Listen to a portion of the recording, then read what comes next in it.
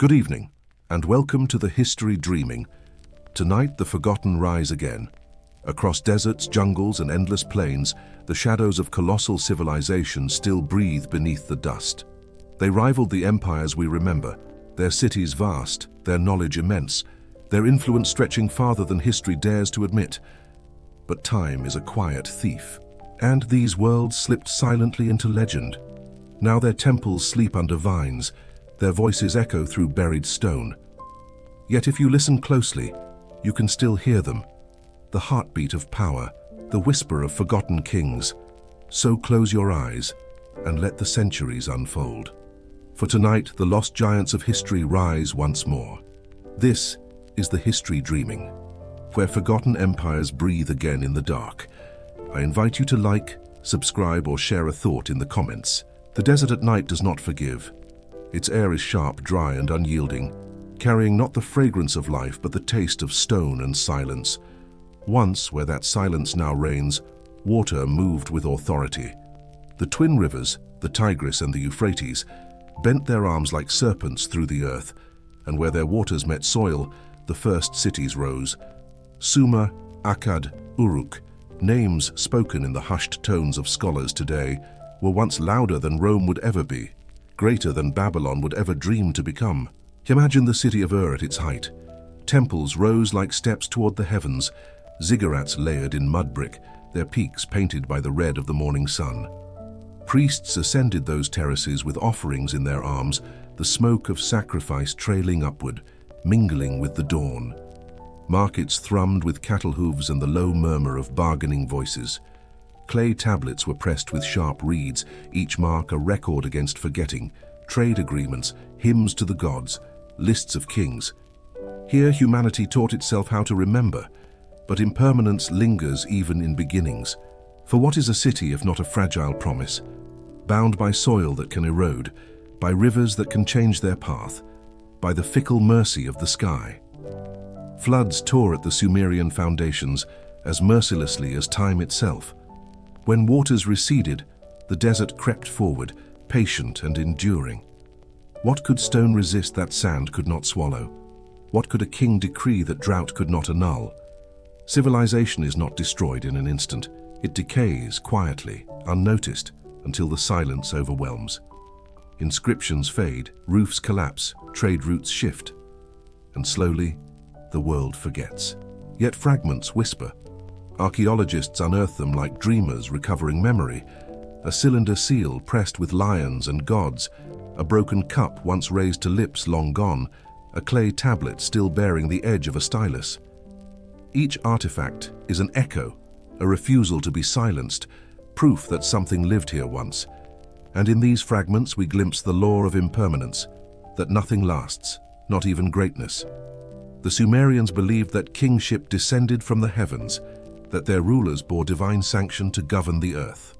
Yet their dynasties, though written on stone, dissolved into obscurity. Lists that seemed eternal crumbled into fragments. The epic of Gilgamesh, hero, seeker of immortality, survives not because he conquered death, but because his story clung to clay, buried deep enough to survive the burning of cities. Even so, we only hold it in pieces, never whole, as if time itself mocks the ambition of permanence. Think of Akkad, Empire of Sargon. It stretched across Mesopotamia with iron grip, swallowing city after city. Sargon, proclaimed as the first emperor, sought dominion without end. He believed his power unshakable, his dynasty eternal.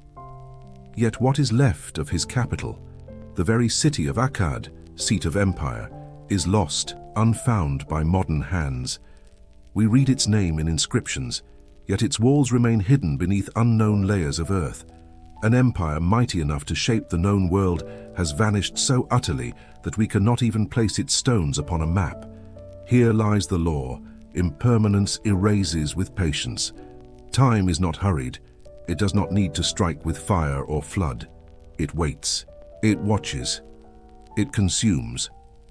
And in the stillness of the desert night, where the ruins of Ur and Uruk dissolve into dust, one truth becomes clear. All civilizations, no matter their grandeur, are mortal. But there is beauty in this mortality. For impermanence grants weight to what was, depth to what remains. The broken tablet matters because it endured against oblivion. The half-buried ziggurat matters because it resists the full hunger of the sands. And the stories matter most of all, because they slip through the net of time, surviving in fragments, in echoes, in the breath of those who retell them under starlight. The rivers still flow, though altered. The stars still shine, though different eyes watch them. And beneath them lies the memory of a people who believed themselves eternal. We walk among their shadows now, reminded that eternity is not built of stone, but of silence, of myth, of memory, half remembered. This is the law of impermanence, the first law, written not in books but in ruins. The city of Uruk. To speak its name is to summon one of the oldest urban breaths of the human world. Here in clay and stone, humanity learned to bind itself into something greater than tribe or village.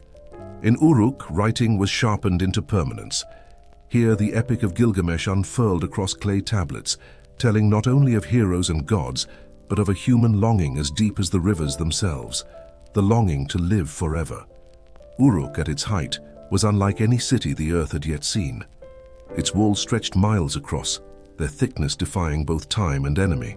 100,000 souls gathered within those boundaries, worshipping under the shadow of colossal temples, whitewashed, adorned with mosaics of brilliant lapis and shell.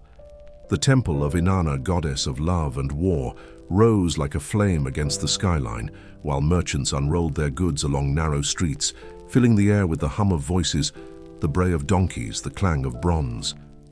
Here was the promise of civilization, the power to gather, to store, to build, to record. Grain filled vast granaries. Taxes were counted in jars of oil and sheaves of barley. Priests tallied offerings, scribes pressed stylus to clay. Soldiers marched under banners heavy with the dust of the steppe. In this density of life, mankind believed it had found the path toward permanence. But permanence is an illusion, a mirage shimmering across the hot stones. For all its power, Uruk too began to fade. Climate shifted. River waters no longer blessed as faithfully as before. Rival city-states clawed at its edges. Lagash, Kish, Eridu. Each rose in turn, believing themselves destined to eclipse Uruk, only to stumble into the same shadows. It is as though history itself, merciless in rhythm, demanded a cycle.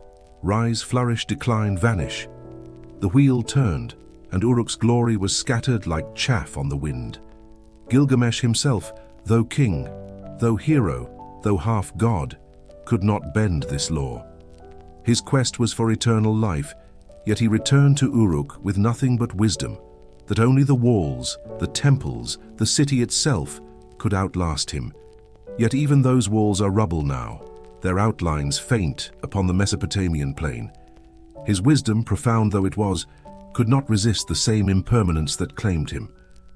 There is poetry in this decay. The ruins are not merely broken stones, but reminders that nothing holds. When archaeologists brush sand from an ancient brick, they are not resurrecting permanence, they are proving the exact opposite, that permanence is impossible and survival is miracle. Uruk dissolved into memory, yet it lingers in shards, in clay tablets pressed with the wedge marks of cuneiform. Those tablets whisper across the abyss of time. They speak of kingship, of gods, of markets and marriages. They whisper of the ordinary alongside the extraordinary, yet most of those voices remain fragmented, incomplete. The river of memory carries only scattered droplets to us, and from them we imagine the flood that once was. The Sumerians themselves understood this fragility. Their hymns often pleaded with gods to grant remembrance. They spoke of cities as mortal, destined to fall, destined to return to clay. They named their kings, but they also mourned them, for even as names were etched into stone, the Sumerians felt the pull of oblivion. They lived with an awareness modern civilizations have often forgotten, that impermanence is not accident but law. Consider the great ziggurat of Ur, once blazing white under the sun.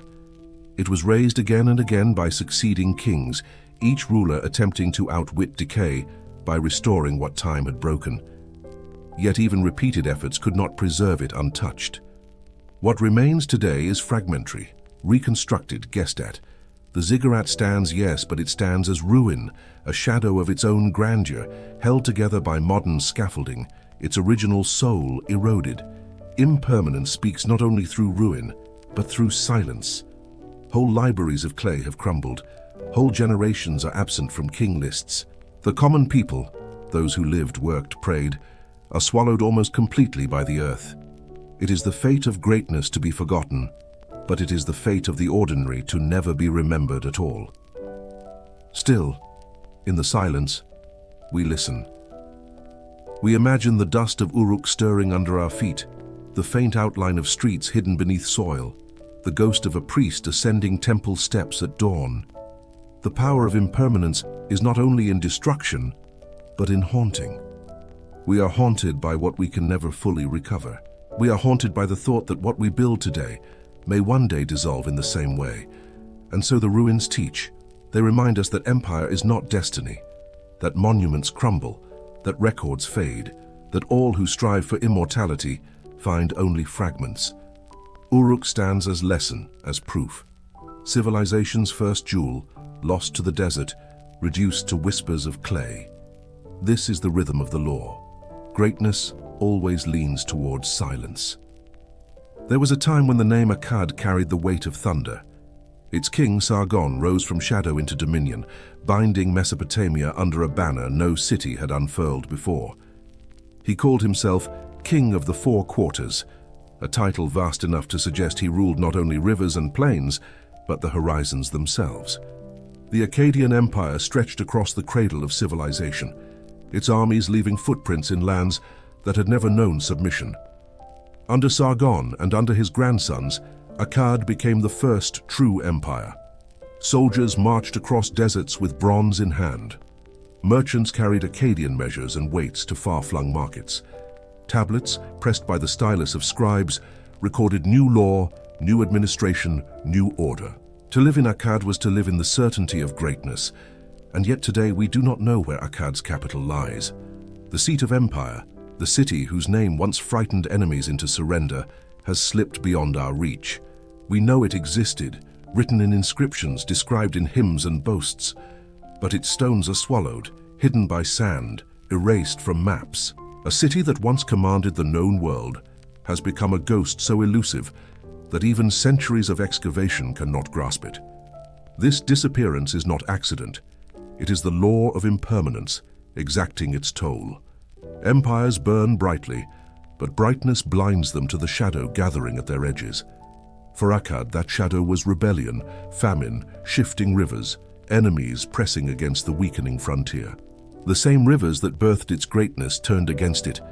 Drought fell upon Mesopotamia, grain fields cracked in the heat, canals dried, famine spread. The people who had once praised Akkad turned against it, rising in revolt, tearing apart what once seemed eternal. By the time Akkad collapsed, it had ruled less than 2 centuries, a breath in the lungs of history, a flicker of light across an endless night. Yet in that breath it believed itself immortal. The ruins remind us otherwise. Consider the hymns to Naram Sin, Sargon's grandson. He declared himself a god, adorned his head with the horned crown of divinity, and built monuments to his glory. His stela, carved in stone, shows him towering above soldiers and mountains, trampling enemies underfoot. The image declares permanence, invincibility, the dream of eternity. But where is his city now? Where is Akkad? The stone survives, carried to another land, but the empire itself is dust. We speak of Akkad today in whispers, in fragments, in speculation. Archaeologists sift the earth for clues, but the heart of empire has hidden itself too well. Some believe it lies beneath Baghdad, others beneath unexcavated hills. Wherever it rests, it teaches the same lesson. Impermanence does not always leave ruins in plain sight. Sometimes it erases so completely that even memory struggles to survive. Yet erasure is never total. Akkad lives in language. The Akkadian tongue, forged in Sargon's time, spread like fire across the Near East. For centuries after Akkad's fall, its language remained the tongue of diplomacy, the script of kings, the speech of empire. Even as the city itself disappeared, Its voice lingered, echoing in the letters of Babylon, in the treaties of Hittites, in the annals of Assyria. Here, impermanence reveals a paradox. The body perishes, but fragments of the soul endure. When we read these fragments, we enter Akkad's shadow. We walk with its soldiers across cracked plains. We hear its scribes pressing stylus into clay. We sense its kings raising their crowns to heaven. And then we feel the silence of a city lost, a silence heavier than ruin, a silence that cannot be mapped. What Akkad teaches is the fragility of conquest. Power seems absolute when the army marches, when the treasury overflows, when the king names himself God. But the law of impermanence waits patiently unseen. Drought does not arrive with banners. Rebellion does not arrive with horns. They creep in quietly, inevitable, unshaken by pride. So too will our empires pass. So too will our monuments fade. What remains are echoes, whispers, fragments. Akkad's glory is not in its permanence, but in the haunting of its absence. To seek the lost city is to feel the fragility of our own. This is the third movement of the law. Rise, brilliance vanishing, a cycle unbroken, a rhythm eternal. When empires vanish, they do not leave behind a clean slate. They leave silence, layered upon the soil like ash. Suma Uruk Akkad, all names that once commanded awe, are now scattered syllables carried by scholars, excavators, dreamers. The ordinary traveler passing the plains of Mesopotamia sees little more than low mounds of dust. But beneath those mounds are walls, collapsed upon themselves. Beneath those walls are doorways leading nowhere, staircases climbing into ruin. The silence is not empty, it is heavy, pressed down with centuries of forgetting. What remains is a strange kind of immortality, not chosen by kings, not decreed by gods. It is accidental, incomplete. Fragments survive not because they were meant to, but because the desert allowed them. A shard of pottery, a cracked seal, a tablet half broken yet still legible. These become the voices of civilizations greater than kingdoms of today. They speak, but only in whispers. And whispers do not tell the whole story. This incompleteness haunts us. We build museums from fragments, compose histories from shards, yet we know what is missing will always be greater than what survives. For every epic recovered, dozens of stories are gone forever. For every king listed, 100 common lives are forgotten without trace. The silence that follows impermanence is vast, and within it lies the humility of knowing how small even greatness becomes. Still, silence has its own power. It invites us to imagine. When we stand before the ruins of Ur, we do not see only broken mud brick. We see processions of priests, the gleam of bronze, the clamor of markets. When we touch a cuneiform tablet, we do not only trace wedge-shaped impressions, we hear the voice of the scribe who pressed it, the rhythm of his hand, the hum of his breath. Silence creates room for memory, though imperfect, to return. This is why ruins matter, not because they preserve permanence, but because they embody impermanence. They remind us that every empire will fall, that every power will dissolve, that every ambition will end in dust. Yet they also remind us that from dust comes voice, faint but enduring. The law of impermanence is not cruel. It is simply the rhythm of existence. Civilizations are born, they rise, they falter, they vanish. But in their vanishing, they leave echoes. And those echoes, fragile though they are, cross centuries to reach us. So the desert teaches, and the rivers teach, and the ruins teach. Nothing lasts, but nothing is entirely lost. And in this paradox lies the first law. The Indus flows quietly now. Its waters, brown and restless, cut through plains that once bore the heartbeat of a civilization older than memory, greater in scope than many that followed. Along its banks stretched cities vast and ordered, streets carved in grid-like precision, wells and drains aligned with a mathematics almost modern. Harappa, Mohenjo-Daro, Lothal, names retrieved only in the last century, yet they speak of a society that flourished 4,000 years ago, unseen by the eyes of Rome, unknown to Greece, forgotten even by those who inherited its lands. And why? Because silence fell upon them. Silence of language, silence of record. The Indus people wrote, yes, They carved their signs into seals, pressed them into clay, etched them into ivory. But the script remains closed to us, undeciphered, a door locked tight with no key. Without the key, their voices are hushed. Without their words, their thoughts are lost. So we walk their streets in silence. Archaeologists descend narrow stairways into what was once the great bath of Mohenjo-Daro, a vast pool lined with brick, carefully sealed with bitumen. Water once filled this place, reflecting torches and moonlight, perhaps used for ritual cleansing, perhaps for civic ceremony. But no inscription tells us why. The bath stands mute, leaving us only speculation. The silence is heavier here than elsewhere. Other civilizations left their languages open. Egypt's hieroglyphs, Mesopotamia's cuneiform, Mayan glyphs eventually solved. But the Indus script has resisted every effort. Without words, the people vanish. Their kings are nameless, their gods faceless, their wars unremembered. They rivaled Egypt and Mesopotamia in size, yet their history is hollowed by absence. This is the law of silence, that what cannot be spoken cannot endure. Civilization depends not only on stone and brick, but on the voice that explains it. Without the voice, the city is a shell, magnificent yet unknowable. Still, fragments survive. Seals show strange figures, animals both real and mythic, bulls, elephants, rhinoceroses, and the enigmatic unicorn, a single-horned beast carved again and again. Did it symbolize power? Did it belong to a god? Did it mark trade, ownership, prayer? The silence does not tell. We see order in their planning. Straight streets, homes with wells, drains leading into covered channels. A society advanced in sanitation, organized in governance. Yet we cannot name a single ruler, cannot read a single law, cannot summon a single voice. Their greatness is reduced to architecture, their lives to pottery, their thoughts to silence. Here lies a different face of impermanence, not erasure by conquest, nor ruin by fire, but silence.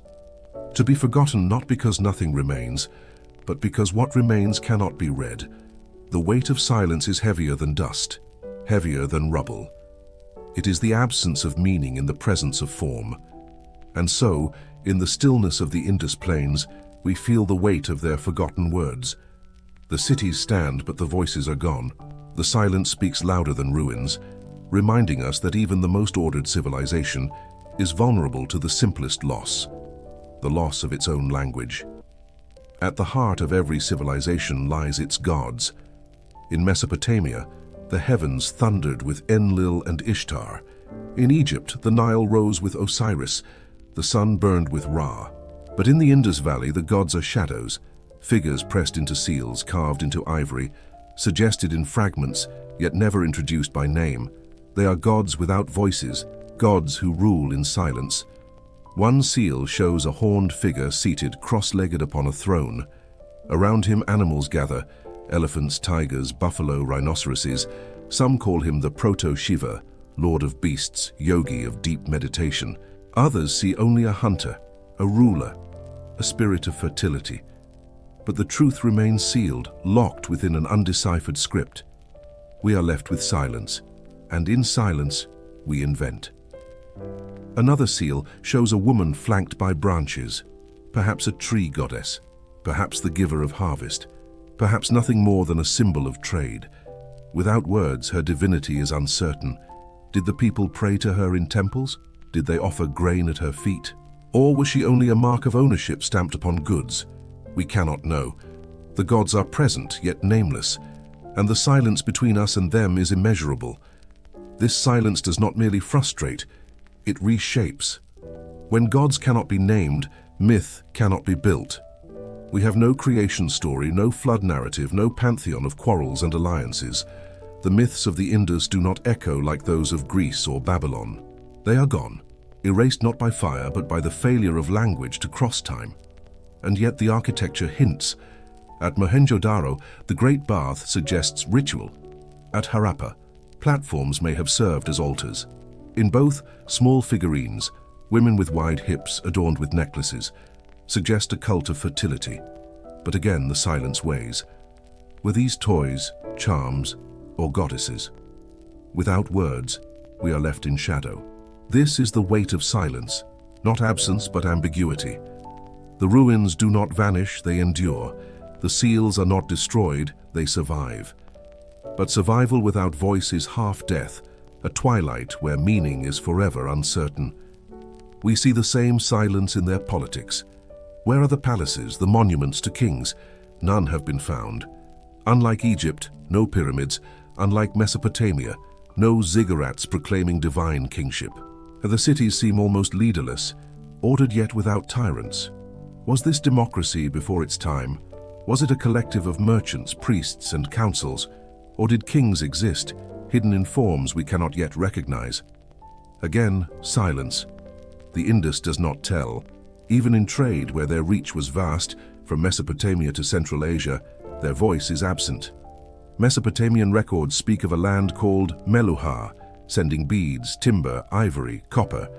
Ships crossed the Arabian Sea, docking in harbors now buried under shifting tides. The Indus spoke to others, yet left no record of the conversation. Their side of the dialogue is silence.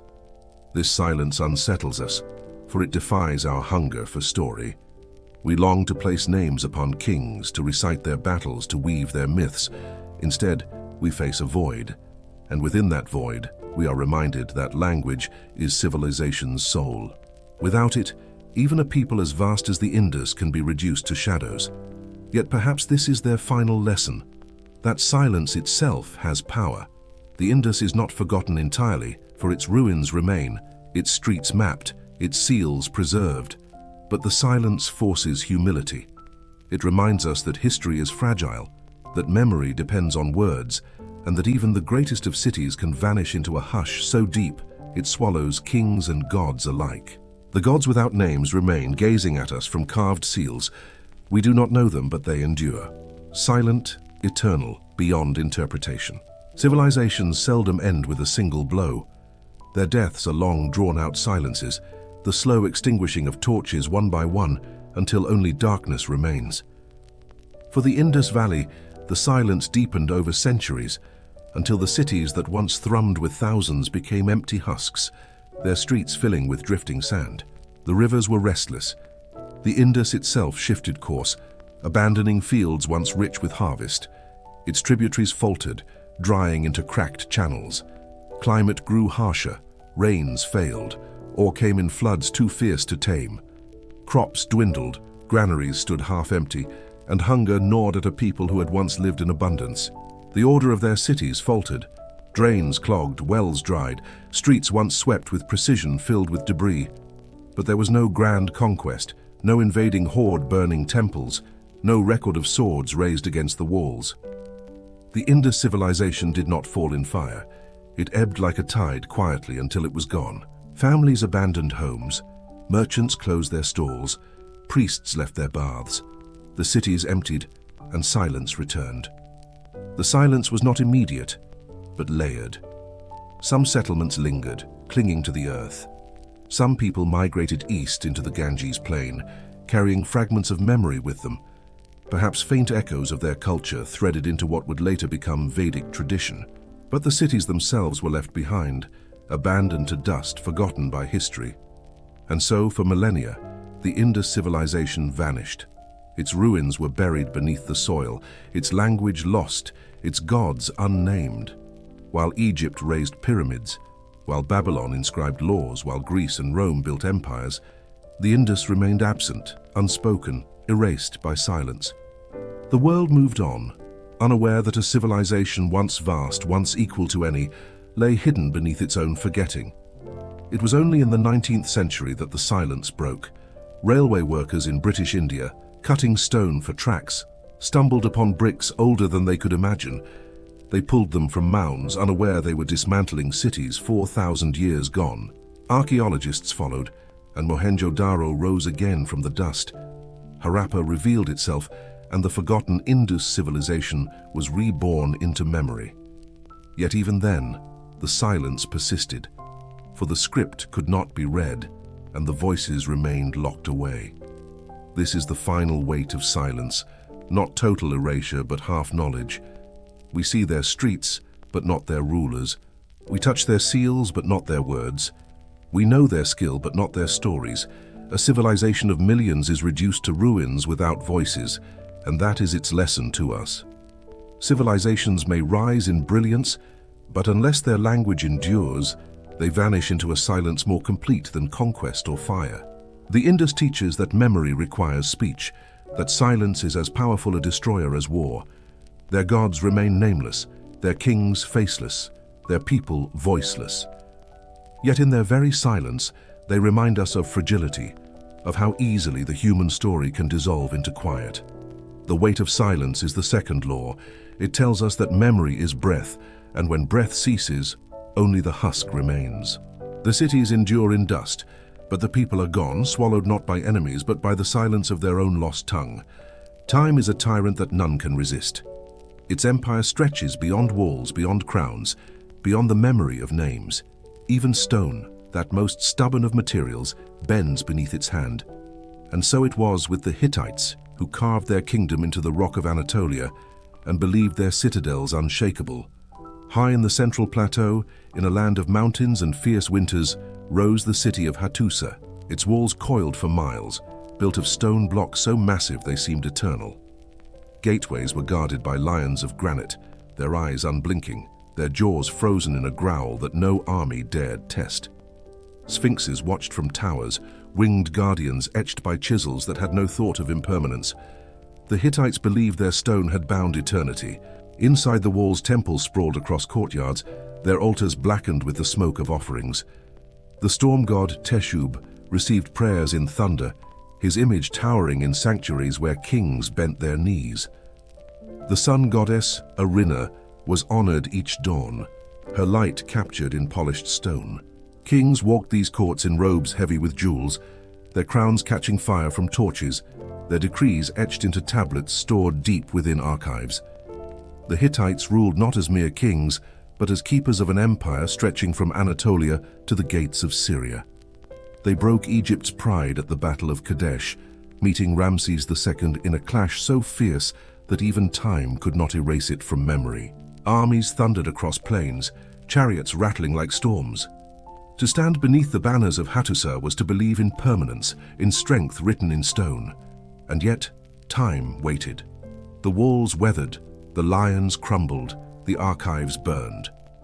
Hattusa, the city of stone, fell silent. Its gates opened not to conquerors but to centuries of neglect. Wind pressed against its ruins, rain gnawed at its carvings, frost split its foundations. The storm god received no prayers, the sun goddess no dawn rituals. Time alone ruled. Today the ruins of Hattusa lie vast and empty. The great walls sprawl across hills, their outlines skeletal. The lions still stand, but their faces are softened by centuries of erosion. Their once threatening jaws are worn into gentler curves, their stone bodies scarred by wind. The sphinxes still guard, but they are broken, their wings cracked, their eyes blind. And yet, though the stone falters, the myth endures. The Hittites live on, not in their walls, but in their echoes. Their battle with Egypt is remembered. Their treaties, inscribed upon clay, whisper of the world's first diplomacy. Their gods, though nameless to most, still peer from broken carvings. Time has stripped them of permanence but not of presence.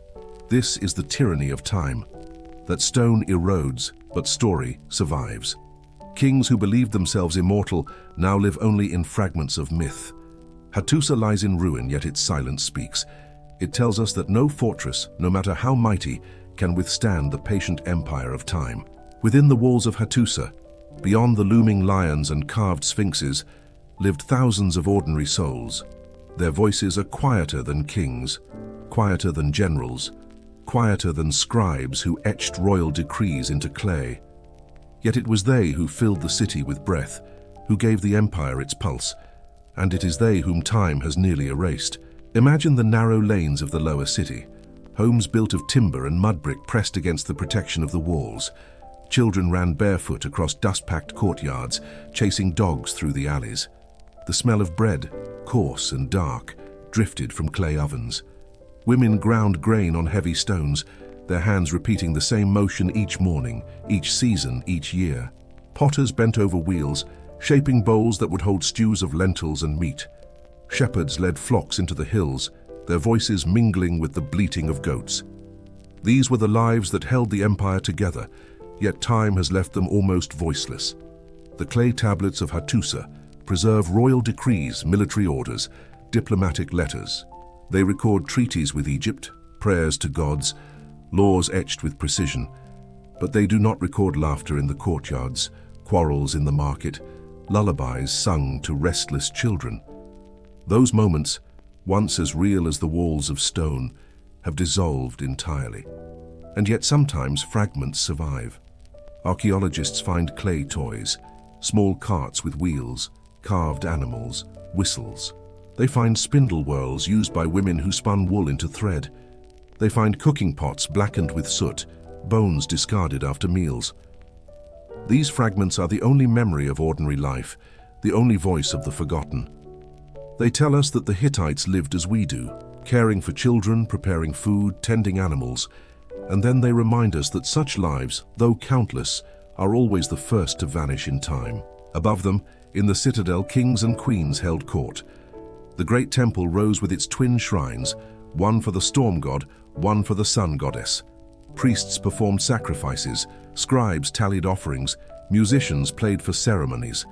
But even here, where ritual sought permanence, time has won. The altars are blackened stone, the carvings faint, the records fragmented. The gods themselves, once fierce and alive, are shadows in broken reliefs. The tyranny of time is uneven. It preserves stone lions but erases human voices. It holds fragments of treaties but forgets the songs of shepherds. It keeps the names of kings but loses the faces of children. Hattusa is not merely a ruin of walls, it is a ruin of memory. And yet in that loss, there is also a strange continuity. When we stand among the ruins, silence surrounding us, wind pressing through broken gates, we feel the presence of those lives. The toys speak, the pots speak, the soot speaks, not in words, but in echoes, and perhaps echoes are all that time allows. The Hittites themselves knew this truth. Their prayers often begged the gods not for immortality of flesh, but for remembrance. Kings spoke not only of conquest but of legacy, hoping their names would be carved into stone. They must have known that walls would crumble, that cities would fall, but they trusted that story would endure. And so it has. The ordinary lives are gone, but the myth of Hattusa remains. The city endures as ruin, as silence, as a lesson written by time's own hand. War is fire, sudden and fierce, but even its flames are dim against the slow, patient hand of time. The Hittites knew this well, for their greatest moment of glory, the Battle of Kadesh, did not preserve their empire, but instead transformed into story, retold long after their stones began to crumble. It was in the 13th century before our era that the Hittites met Egypt upon the plains of Syria. Two great empires, each claiming dominion over the Near East, clashed for supremacy. At their head stood two kings, Ramses II of Egypt, the warrior pharaoh, and Muwatalli II of Hatti, commander of chariots that rolled like thunder across the fields. Kadesh, a city upon the Orontes River, became their arena. Chariots charged in clouds of dust, bronze weapons flashing in the sun, horses screaming as they pulled the weight of empire behind them. The noise must have been deafening. The clash of shields, the cries of the wounded, the shouting of commands swallowed by the roar of thousands. For Egypt, the battle was near disaster. Ramses, separated from his reinforcements, was nearly crushed beneath the Hittite onslaught. Yet he rallied his men, drove forward, and turned chaos into survival. The Hittites, though powerful, did not break Egypt. The battle ended not in conquest, but in stalemate. Both sides claimed victory. Both sides retreated with pride intact, though neither with clear triumph. And yet, in time, the truth of the battle mattered less than the story. Ramses carved his version upon temple walls, declaring himself savior of Egypt, hero against overwhelming odds. The Hittites preserved their side in clay, recounting their strength, their dominance, their unbroken pride. The stones of Hattusa would one day collapse. The temples of Egypt would erode, but the myth of Kadesh endured. From that myth came something greater still, the first known treaty in history, carved into clay and inscribed upon temple walls. Egypt and Hatti, weary of endless struggle, bound themselves in words, promising peace. They swore before gods, before heavens, before the weight of eternity. That treaty, fragile though it was, outlasted their rivalry. Even now, a copy rests in the halls of the United Nations, reminder that words can outlive war. But stone is not so enduring. The Hittite capital, Hattusa, eventually collapsed. Its archives burned, its walls fell to ruin, its people scattered. Egypt, too, faded into centuries of foreign rule. Time took both, as it takes all. And yet the myth of Kadesh remained, whispered in echoes, preserved by scribes, retold by those who sought lessons in its dust. This is the tyranny of time. It erases the flesh of events, the bodies that bled upon the field, the cries that rang in the dust. It leaves behind only fragments, treaties, inscriptions, boasts. From these fragments, myth is born, larger than life, greater than truth. The soldiers are forgotten, but the kings endure, carved in stone. The battle itself fades, but the story outlives the walls of empires. When we stand in Hattusa today, among the broken gates and weathered lions, we feel none of the roar of Kadesh. The battlefield is silent, the chariots long rotted, the kings turn to dust. Yet in silence the myth persists. It proves that time does not preserve equally. Stone erodes, but story lingers. War ends, but memory reshapes it into legend. Thus the Hittites, though gone, are not entirely lost. Their walls have crumbled, but their story still breathes. And in that breath the law is clear. Time rules all, yet within its tyranny, myth finds a way to endure. Empires do not always fall in fire. Sometimes they dissolve in silence, their stones standing long after the voices have ceased. The Hittite Empire, once master of Anatolia, once rival to Egypt, once thunderous upon the plains of Kadesh, fell not with a single blow but with a slow unraveling. The 13th century before our era gave way to storms of change. Drought clawed at Anatolia, harvests withered, villages emptied. The so-called sea peoples swept across the Mediterranean, raiders in swift ships, breaking coastlines, burning towns. Assyria pressed from the east, fierce and unrelenting. The Hittite Empire stretched wide, grew brittle, and then, almost without warning, it snapped. Hattusa was abandoned. The city of lions and sphinxes, the citadel of kings, the temple of gods, all fell into ruin. Not conquered, not rebuilt, but deserted, left to the tyranny of time. The archives of clay, thousands upon thousands of tablets, were consumed by fire, leaving only fragments baked into permanence. The voices of kings were silenced, their decrees, their boasts, their laws reduced to shards. For centuries after, the Hittites were forgotten. Their name disappeared from memory, their cities from maps, their gods from prayers. Unlike Egypt, they left no monuments towering above the earth. Unlike Mesopotamia, they left no cities continuously inhabited. Time swallowed them whole. To later ages, they were not merely fallen, they were erased. Only whispers survived. The Hebrew Bible spoke of Hittites, though in forms distant and distorted. Travelers in Anatolia saw great stones carved with strange figures, lions guarding empty gates, but no one knew whose hands had built them.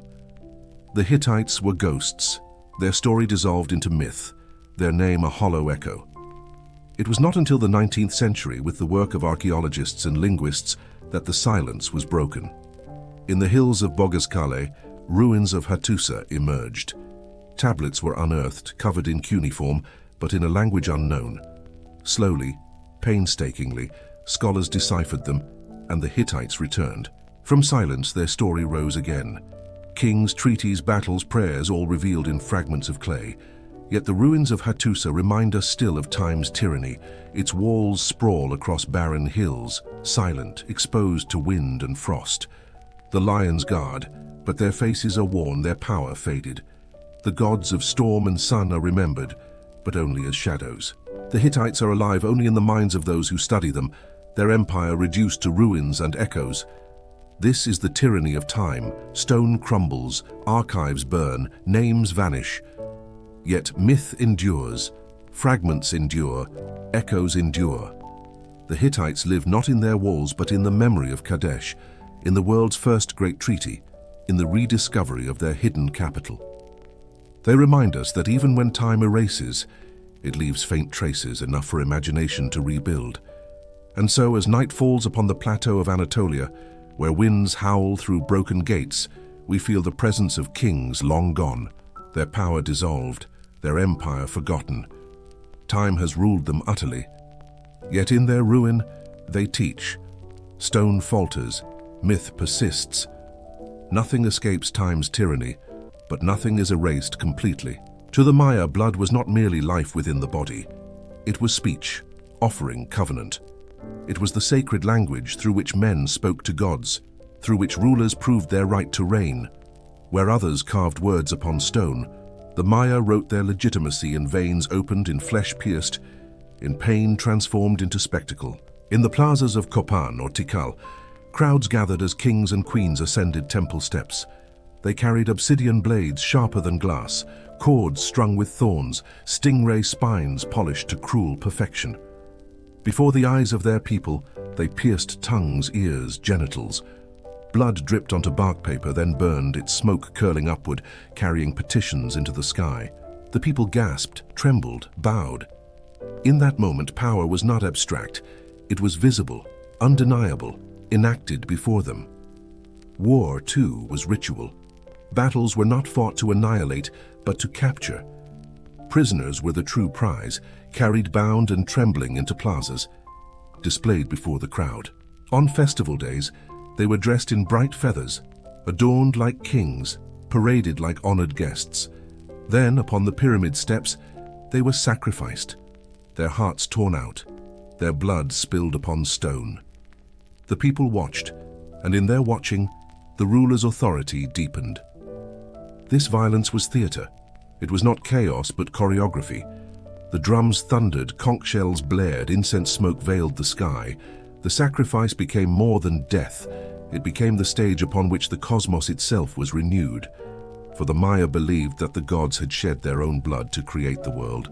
To keep the world alive, human blood had to answer in return. Each drop was dialogue, each heart a word. In this language of sacrifice, kings spoke most eloquently. They offered not only the blood of captives, but their own. By cutting themselves, by enduring pain before their people, they proved devotion, courage, divinity. Power here was inseparable from suffering. Without blood, rule was hollow. With blood, rule was sanctified. Time has dulled the cruelty, but not the echo. The pyramids still rise above jungle canopies, their steps stained in memory if not in sight. The carvings still show bound captives, rulers triumphant, gods receiving offerings. Even as the jungle devours the stone, the imagery endures. Blood as the foundation of authority, pain as the price of power. And yet the tyranny of time reveals itself again. The drums are silent, the plazas are empty, the sacrifices have ended. What once seemed necessary for the turning of the cosmos is now dust, relic, ruin. The people are gone, the gods are silent, the kings dissolved into bone. Only the stones remain, carrying faint traces of a theater that once bound millions. This is the law of ritual. That authority lives through spectacle, and spectacle demands sacrifice. Without it, power fades. With it, power endures, at least until time itself erases the stage. The theater of power is never eternal. However bright the torches, however loud the drums, silence waits just beyond the plaza.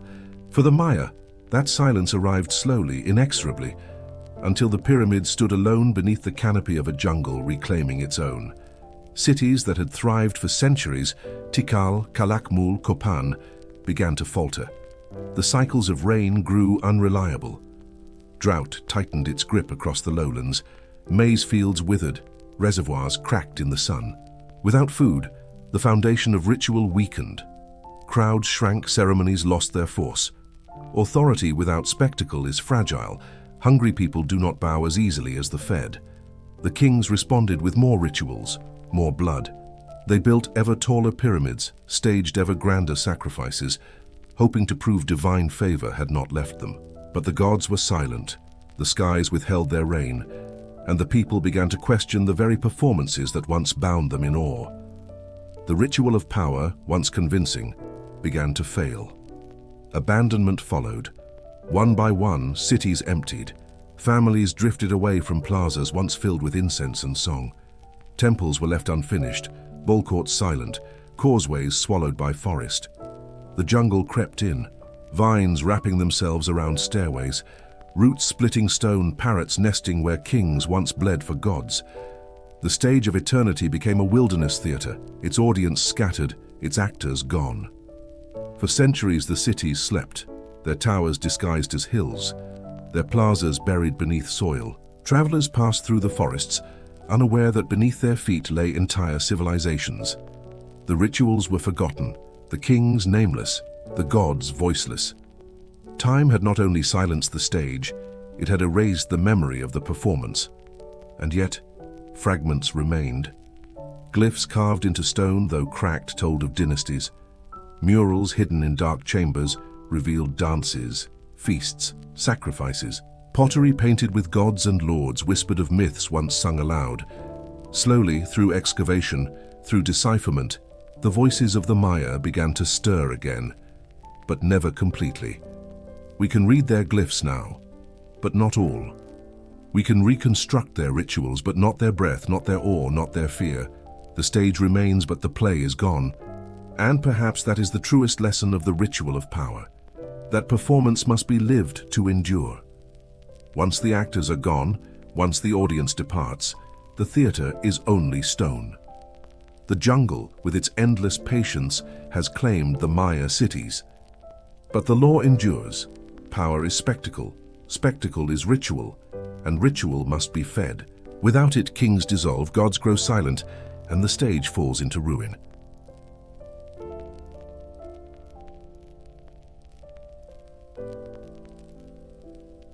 The sea has always been a mirror of ambition. For the Phoenicians, it was both road and kingdom, the expanse upon which they carved their dominion, not by sword alone, but by sail. From their harbors, Tyre, Sidon, Byblos, the ships spread outward like branches, their prows cutting through Mediterranean waters, carrying cargoes that glimmered with promise. They carried timber from the cedar forests of Lebanon, long and straight, prized for palaces and ships of foreign kings. They carried glass, translucent and fragile, shaped by fire into objects both practical and divine. Most coveted of all, they carried cloth dyed in shades of purple so deep it seemed stolen from twilight itself. The dye was drawn from murex shells, harvested by the thousands, each drop rare, each thread a statement of power. Purple became the color of royalty, a symbol of wealth and dominion. The Phoenicians traded across seas that terrified others. Their ships reached Cyprus, Crete, Egypt, Greece. They sailed westward to North Africa, Spain, beyond the Pillars of Hercules, into the Atlantic. Everywhere they went, they left not monuments of stone, but networks of commerce, ports, warehouses, colonies. Carthage was born from this restless expansion, a daughter of Tyre, destined to eclipse her mother. Trade gave them wealth, wealth gave them power. But wealth also breeds envy, and envy draws enemies. The Phoenicians lived always at the edge of danger, their harbors threatened by empires stronger in arms, but weaker at sea. They avoided destruction not by force, but by diplomacy, by tribute, by skill in negotiation. Their strength was not in walls, but in waves. Yet even as their ships spread, even as purple filled the robes of kings, a burden grew. Trade is fragile. It depends on peace, on the safe passage of ships, on alliances that can shift with tides. Wealth attracts conquest. It calls forth rivals. The same goods that bought influence also painted targets on their sails. Today, the ruins of Phoenician cities lie scattered, foundations of harbors, fragments of walls, inscriptions half erased. Their purple dye is gone, their cedar forests diminished. But the sea still whispers their memory. Carthage, their greatest creation, would inherit not only their wealth but their burden, and in that burden find both glory and doom. This is the law of trade. Wealth sustains, but it also destroys. It is both crown and chain. Carthage rose from the sea like a vision, her twin harbors shimmering beneath the North African sun. One was for commerce, broad and open, where merchant ships crowded with cargo from every corner of the Mediterranean. The other was for war, circular and secret, lined with docks that could shelter hundreds of sleek galleys, their prows ready to strike. At the center stood the Admiral's Tower, watching both harbors at once, a stone reminder that Carthage's wealth was always guarded by steel. Markets overflowed with abundance. Traders from Iberia carried silver, from Sicily, grain, from the African interior, ivory and gold. From the east came glass and linen, from the west, tin and salted fish. Carthaginian merchants weighed goods on bronze scales. Scribes etched contracts into wax tablets. Voices mingled in dozens of tongues. The city was alive with exchange, a beating heart pumping wealth through its arteries of stone. Its people thrived on this commerce. Families grew rich, adorned their homes with mosaics, drank wine from painted cups. Children were taught not only the arts of farming and war, but the delicate arithmetic of trade, the cunning of negotiation, the wisdom of the sea. Carthage was a city of merchants, and its merchants were princes. Yet trade is a jealous master. Carthage's prosperity demanded constant vigilance, for every rival desired her wealth. Syracuse eyed her with suspicion, Rome with growing hunger. Even allies could turn to enemies when profit beckoned. The very abundance that filled Carthage's coffers also drew the gaze of powers who dreamed of seizing it. The burden of trade pressed heavily upon the city. Carthage could not rest.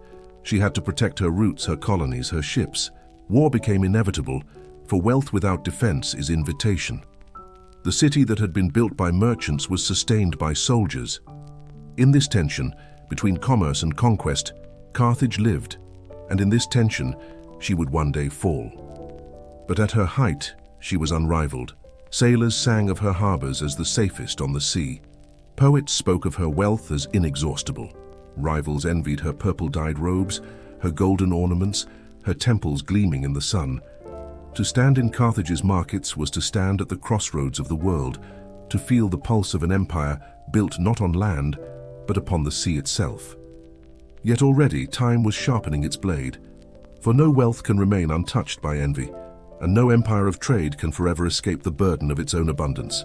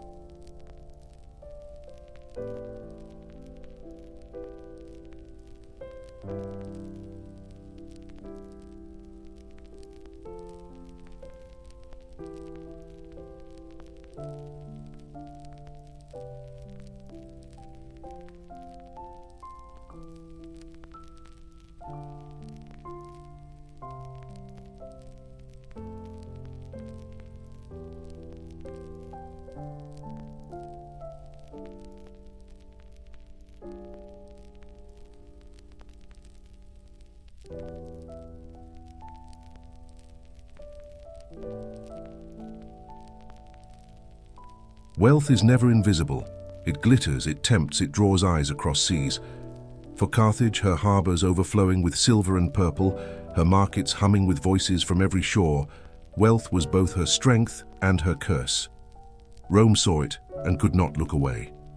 At first they were neighbors across the Mediterranean, Rome rising from the Italian hills, Carthage reigning from African shores.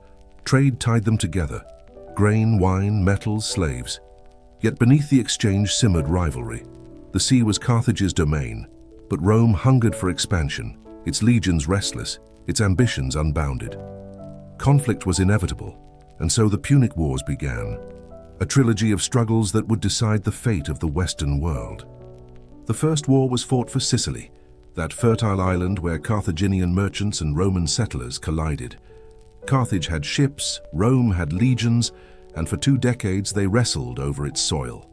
Rome, unskilled at sea, built a navy from nothing, copying Carthaginian designs, turning her own weakness into strength. Carthage, reliant on mercenaries, found loyalty brittle. In the end, Rome triumphed.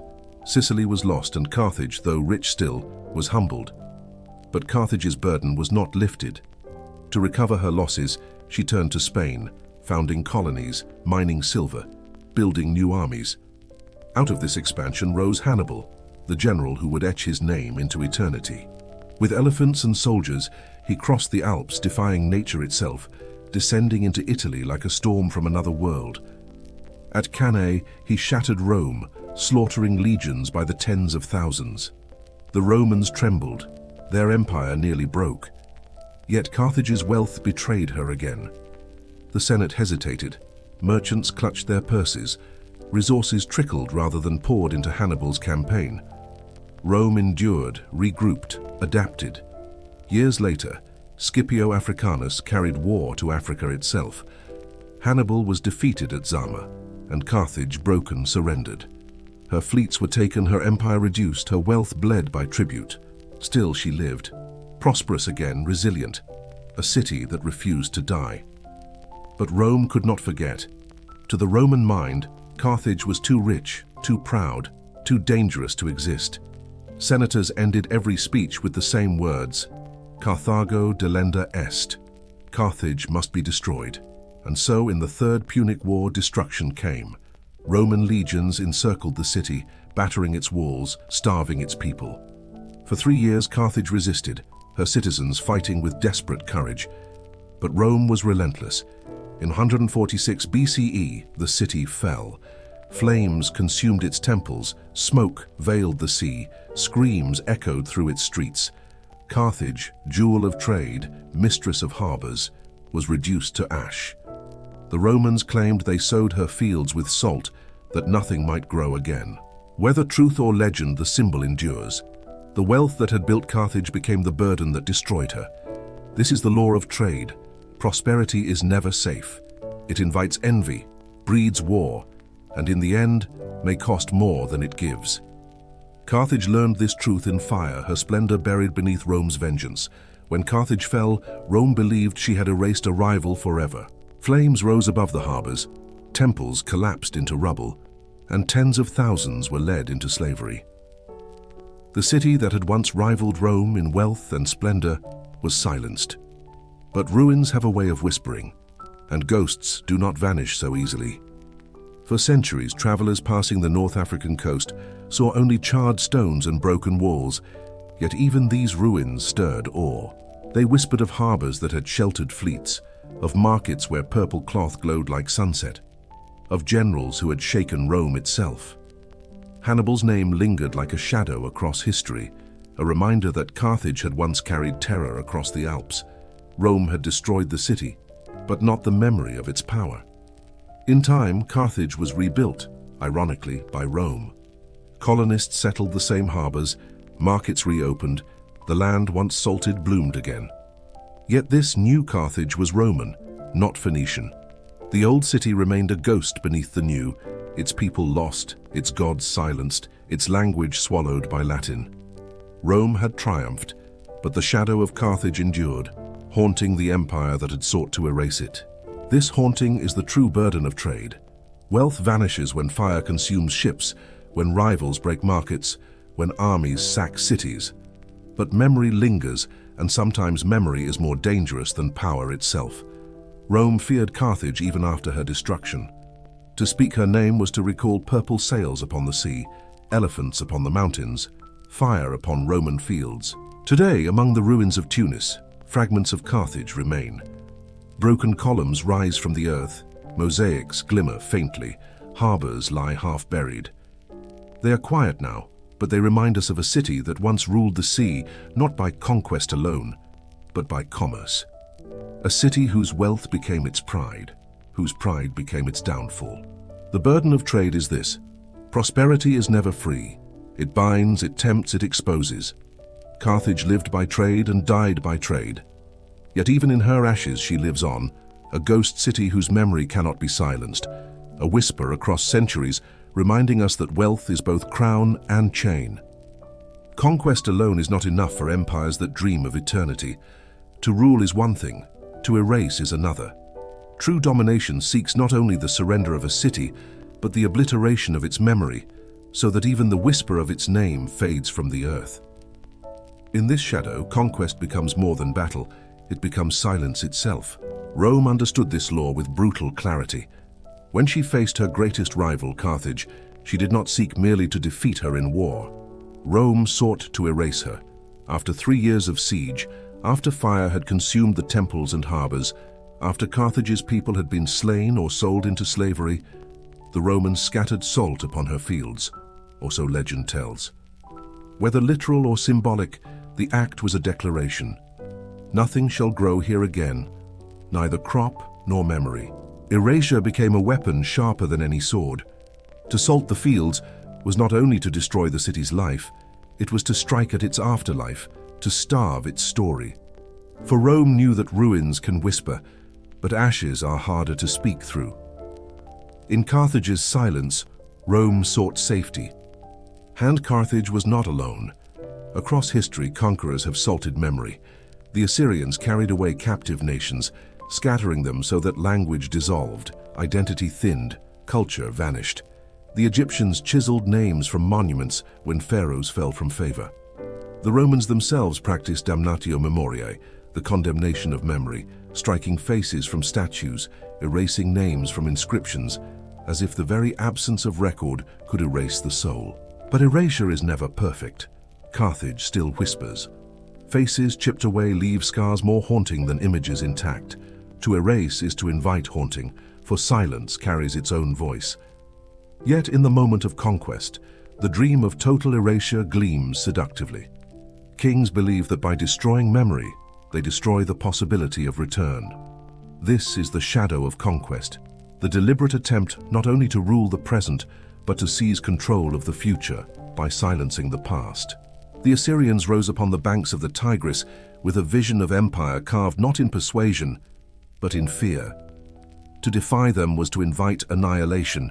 Their kings did not only conquer cities, they erased them, reducing walls to rubble, scattering peoples until even their language dissolved. For the Assyrians understood that conquest without erasure was fragile. Only silence could secure dominion. From Nineveh and Ashur their armies thundered outward, ironclad soldiers, chariots and cavalry, the sharp edge of empire. When a city resisted, its gates were smashed, its palaces burned, its idols toppled. The survivors were led away in chains, marched into distant provinces, resettled among strangers. This policy was deliberate, to sever root from soil, to scatter identity until no memory of homeland remained. A people scattered is a people silenced. Assyrian inscriptions boast of these erasures with chilling pride. Kings carved upon stone how they razed cities, flayed rebels, impaled captives before the eyes of survivors. The cruelty was not only punishment, it was performance, meant to terrify all who might resist. Terror was their script and silence their desired ending. And yet, time makes mockery of such boasts.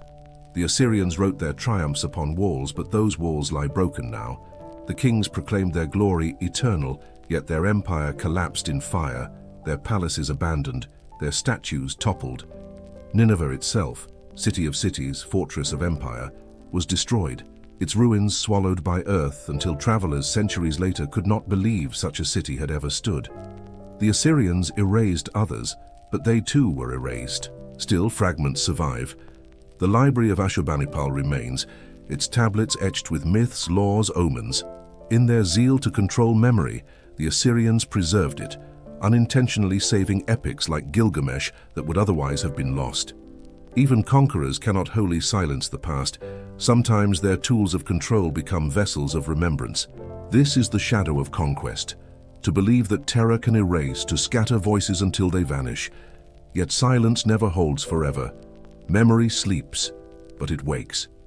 Even the Assyrians, masters of erasure, became a whisper in history.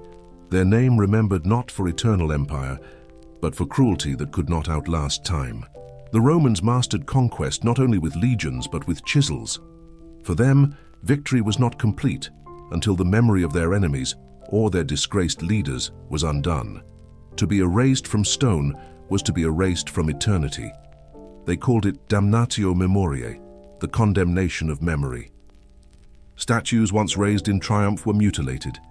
Faces were struck away, leaving blank ovals where pride had once lived.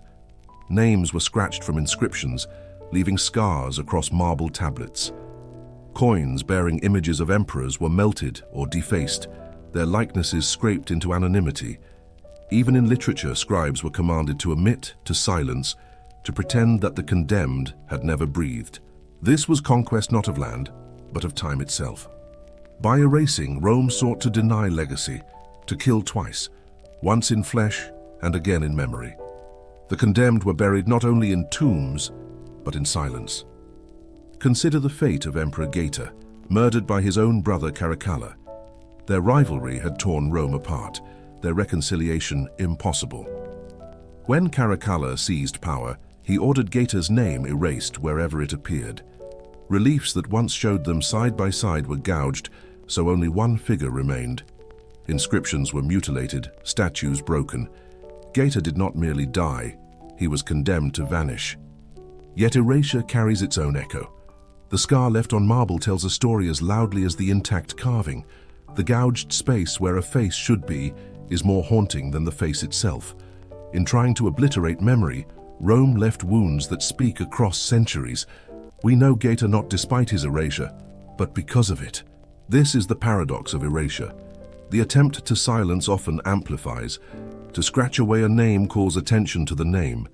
To strike out a face leaves an emptiness impossible to ignore. The shadow of conquest, then, is never perfect. Silence always hums with faint echoes. Even so, the Romans believed in its necessity. To rule was not only to conquer enemies, but to control their memory. In obliteration lay authority, in silence lay safety.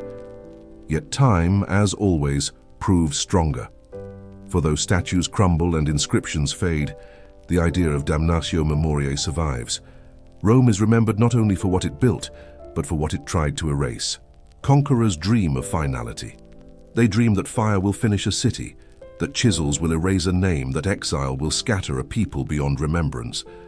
But memory is more resilient than conquest, and silence is never complete. Carthage was burned, her fields salted. Yet her name endures, her story retold whenever Hannibal's shadow is summoned. The Assyrians scattered nations, but their own library preserved the myths of those they sought to silence. Rome struck faces from stone, yet the scars themselves became monuments, hollow outlines that speak louder than preserved statues. This is the futility of erasure. Memory returns, though changed, though fractured. The more violently it is suppressed, the more haunting its echo. Cities erased from maps are rediscovered by archaeologists. Languages buried in silence are deciphered. Myths once forgotten resurface in whispers, in rituals, in stories that refuse to die. The shadow of conquest is powerful, but it is never absolute. Time itself works against it. Ash preserves what fire could not consume. Clay tablets, once dismissed, survive where papyrus and parchment crumble. Stones reused in walls reveal faint inscriptions, names half scratched away, still legible beneath centuries of wear. The conqueror cannot silence the earth, cannot command the patience of soil and dust. Perhaps this is why ruins feel alive. They carry not only the memory of what was built, but the ghost of what was erased. To walk among them is to hear faint voices that empires sought to kill. Silence hums in their absence, but absence itself becomes presence. The attempt to erase becomes part of the story. The shadow of conquest is thus both law and warning. To erase memory is to declare war upon time itself, and no conqueror has ever triumphed in that battle. Carthage whispers, Nineveh whispers, even nameless faces on Roman marble whisper. They return, not as empires, but as echoes eternal. So the law concludes, conquest may destroy, but silence never holds. Memory slips through cracks, through scars, through ruins. The shadow is vast, but the echo is stronger. When memory fails, imagination takes its place. And where ruins are absent, where languages are lost, where silence reigns too heavily, myth steps forward as mirror. It does not show us what was, but what we wish had been, or what we fear might come again. Of all such myths, none is brighter, none is more enduring than Atlantis. Plato's words are the source. A tale told of an island vast and mighty, its armies vast as nations, its palaces radiant with gold and orichalcum, its harbors crowded with ships. Atlantis was said to lie beyond the Pillars of Hercules, a realm blessed with abundance, a power so great it threatened even Athens. But arrogance corrupted it, and in a single night of fire and flood, Atlantis sank beneath the sea, leaving only story. Historians debate, archaeologists search, sailors dream. Some say it was Crete struck by volcanic fire. Some say it was swallowed by the Atlantic or the Caribbean or even Antarctica beneath its ice. Yet the city itself has never been found, and so it lives not in stone but in imagination. Atlantis is myth, but myth so vivid it feels like memory. This is the mirror of myth. It reflects our desires and our warnings. To imagine Atlantis is to imagine the greatness we long for and the downfall we fear. It tells us that civilizations rise, glittering with power, only to be punished for their pride. It speaks not only of a lost island, but of the law of impermanence itself. Even now, as the sea murmurs against coasts, as waves rise and fall with ancient rhythm, we feel Atlantis beneath them, a city that may never have existed, yet lives more vividly than many that did. A city drowned, yet eternal. Myth replaces history, not with silence but with story, and story once born refuses to die. When ruins cannot be found, when gaps in the map grow too wide, the human mind invents. Out of silence rise continents that never were, born not of stone but of longing. Among these shadows stand Lemuria and Mu, names whispered by explorers, mystics and dreamers, lands conjured to explain mysteries too large to accept. In the 19th century, scientists puzzled over the spread of species across oceans. How could lemurs dwell in Madagascar and India, separated by vast seas? To bridge the silence, they imagined a continent, Lemuria, stretching across the Indian Ocean, now drowned beneath the waves. The theory faded as tectonics emerged, but the myth endured. Lemuria grew not smaller, but larger in imagination, transformed from zoological guesswork into a civilization of light, a cradle of ancient wisdom lost beneath the sea. Others spoke of Mu, a vanished land in the Pacific swallowed by catastrophe.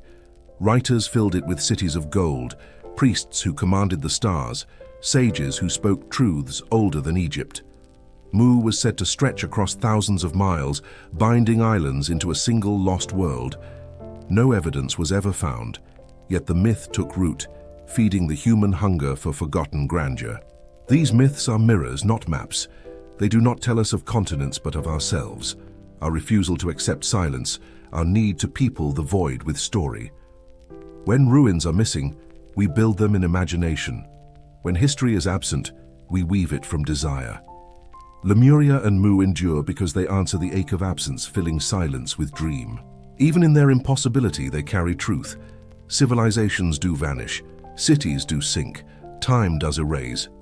And so, though Lemuria and Mu may never have stood, they remind us of those that did. Atlantis, or Thera, Troy, or Carthage, real cities lost to silence, later reborn in story. The mirror of myth does not lie, it bends. It shows us not the past, but the longing of the present. In these phantom continents, we see our fear of forgetting and our need for memory even when none exists. Water is the oldest destroyer, and perhaps the oldest storyteller.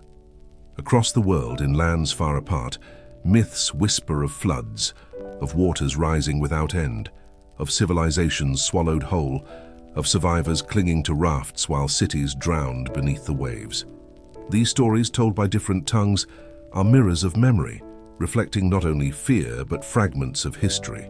The Sumerians spoke of Utnapishtim, who built a boat to withstand the deluge sent by angry gods. The Hebrews told of Noah, chosen to survive the rising waters. The Greeks sang of Deucalion and Pyrrha, who cast stones to repopulate the world after the flood. The Maya told of floods that ended earlier creations of humanity. Polynesian chants recall islands vanishing beneath storm-driven seas. Everywhere, water rises, and everywhere, people remember. Are these myths inventions or are they echoes? Perhaps both. Archaeologists uncover evidence of ancient floods, rivers swelling beyond banks, seas surging into lowlands, tsunamis born of quakes or eruptions. The eruption of Thera in the Aegean unleashed waves that may have carried whole towns into the sea. In Mesopotamia, the rivers themselves, unruly and merciless, may have inspired tales of divine punishment. Catastrophe imprinted itself upon memory, but memory reshaped it into story, story into myth. In this way, myth becomes a vessel, carrying fragments of truth across centuries. The details blur, the gods change, but the essence remains. Water rises, civilization falls, life clings to survival. We remember not the event, but the rhythm of it, the sudden loss, the vast silence, the fragile rebirth. Flood myths are mirrors of impermanence. They remind us that the earth itself is restless, that cities stand always at the mercy of sea and sky. But they are also mirrors of resilience. Each story ends not in annihilation, but in survival. The world begins again, the people endure, the story continues. When history is lost, myth steps forward. Floods remembered in song and scripture may not be exact, but they hold the pulse of truth. They are memory wearing the mask of imagination, fragments preserved in the only way possible, through story. This is the mirror of myth. It transforms silence into tale, and in doing so rescues the past from oblivion. Stone crumbles, parchment rots, archives burn. Yet myths endure. They slip across tongues, changing shape, carried in song, whispered at firesides, etched into scripture, woven into dreams. While history is fragile, myth is fluid. It adapts, survives, and returns long after cities have turned to dust. Consider Atlantis. No ruins confirm it, yet its story has lived for millennia, reshaped by each generation. Philosophers seeking allegory, explorers seeking treasure, mystics seeking origins. Lemuria and Mu, continents that never were, still pulse in the imagination of those who search the sea for secrets. Flood myths endure because water still threatens, because memory of drowning is written into the bones of humankind. This is the paradox of myth. It is less true yet more enduring. The Hittites ruled with armies, yet their names were forgotten until modern times. The Indus people built cities vast and ordered, yet their voices are silent. But Atlantis, which may never have existed, remains vivid. Lemuria, which was born of error, still glimmers in books and dreams. Myths outlast monuments because they do not depend on stone. They depend on imagination, and imagination does not erode. Perhaps this is the greatest resistance to silence. When memory fails, myth ensures that something, if not fact, then meaning, remains. Myths teach lessons. History cannot hold steady. That pride brings ruin, that floods cleanse and renew, that civilizations fall when they forget humility. Whether or not Atlantis sank, its story tells us of impermanence. Whether or not Mu stood, its myth warns us of fragility. To gaze into the mirror of myth is to see not the past but ourselves. We see our longing for permanence, our fear of erasure, our hunger to weave story against silence. Myth is the defiance of forgetting, the imagination's refusal to let the past vanish. And so, though the cities are gone, though the continents never were, the stories remain. They are stronger than stone, heavier than silence, brighter than ruins. They are memory's shadow, and they will endure as long as voices endure. This is the law. History perishes, myth survives. Stone alone does not make eternity. To endure beyond time, civilizations turn to geometry, to align their works not with earth alone, but with the cosmos. Nowhere is this law more visible than in Egypt, where pyramids rise not only as tombs, but as mirrors of the heavens. At Giza, 3 mountains of stone rise from the desert, their sides angled with precision so exact that even millennia have barely eroded their symmetry. Each block weighs tons, yet fits into a design vast and deliberate, a geometry that seeks not only to house kings, but to join them to the stars. The Great Pyramid of Khufu in particular is more than monument, it is equation. Its sides are aligned almost perfectly to the cardinal points, its dimensions echoing ratios later named sacred. At night, when the desert is hushed and the stars blaze, the pyramids reveal their purpose. The shafts within align with Orion, with Sirius, with constellations tied to gods and afterlife. The king entombed within was not simply buried. He was launched upon a path through the cosmos, his pyramid the vessel, his geometry the map. The Egyptians understood that stone erodes, but stars endure. By linking their monuments to the heavens, they sought permanence beyond Earth's decay. Each pyramid was a stairway, each temple an echo of the celestial order. To build was to participate in eternity. Yet geometry was not only cosmic, it was political. The sheer scale of the pyramids, the labor they required, proclaimed a power vast enough to command thousands, to harness generations. Their very existence declared the king's divinity, his dominion not only over men but over time itself. The geometry was sacred because it bound heaven and earth, ruler and god, past and future, into one. And so when we stand before the pyramids, we are not only seeing stone, we are seeing an attempt to defy impermanence through alignment with the eternal sky. This is the law of sacred geometry, to shape the earth according to the stars, so that memory might endure beyond ruin. Beyond the pyramids, Egypt carved its devotion into temples, vast sanctuaries where geometry was not decoration but law. Each stone was placed with meaning, each corridor aligned with the sun, each chamber tuned to the rhythm of the cosmos. The temples were not mere houses for gods, they were models of the universe itself, miniature reflections of creation shaped in limestone and granite. At Karnak, the columns rose like a forest of stone, shafts so massive that their shadows cooled entire courtyards. Their arrangement was not random but deliberate, forming avenues that guided the worshippers' eyes toward the light. At dawn, the sun pierced the sanctuaries, flooding inner chambers with fire. Once each year, the solstice carried light into the deepest halls, touching statues of gods with rays that seemed eternal.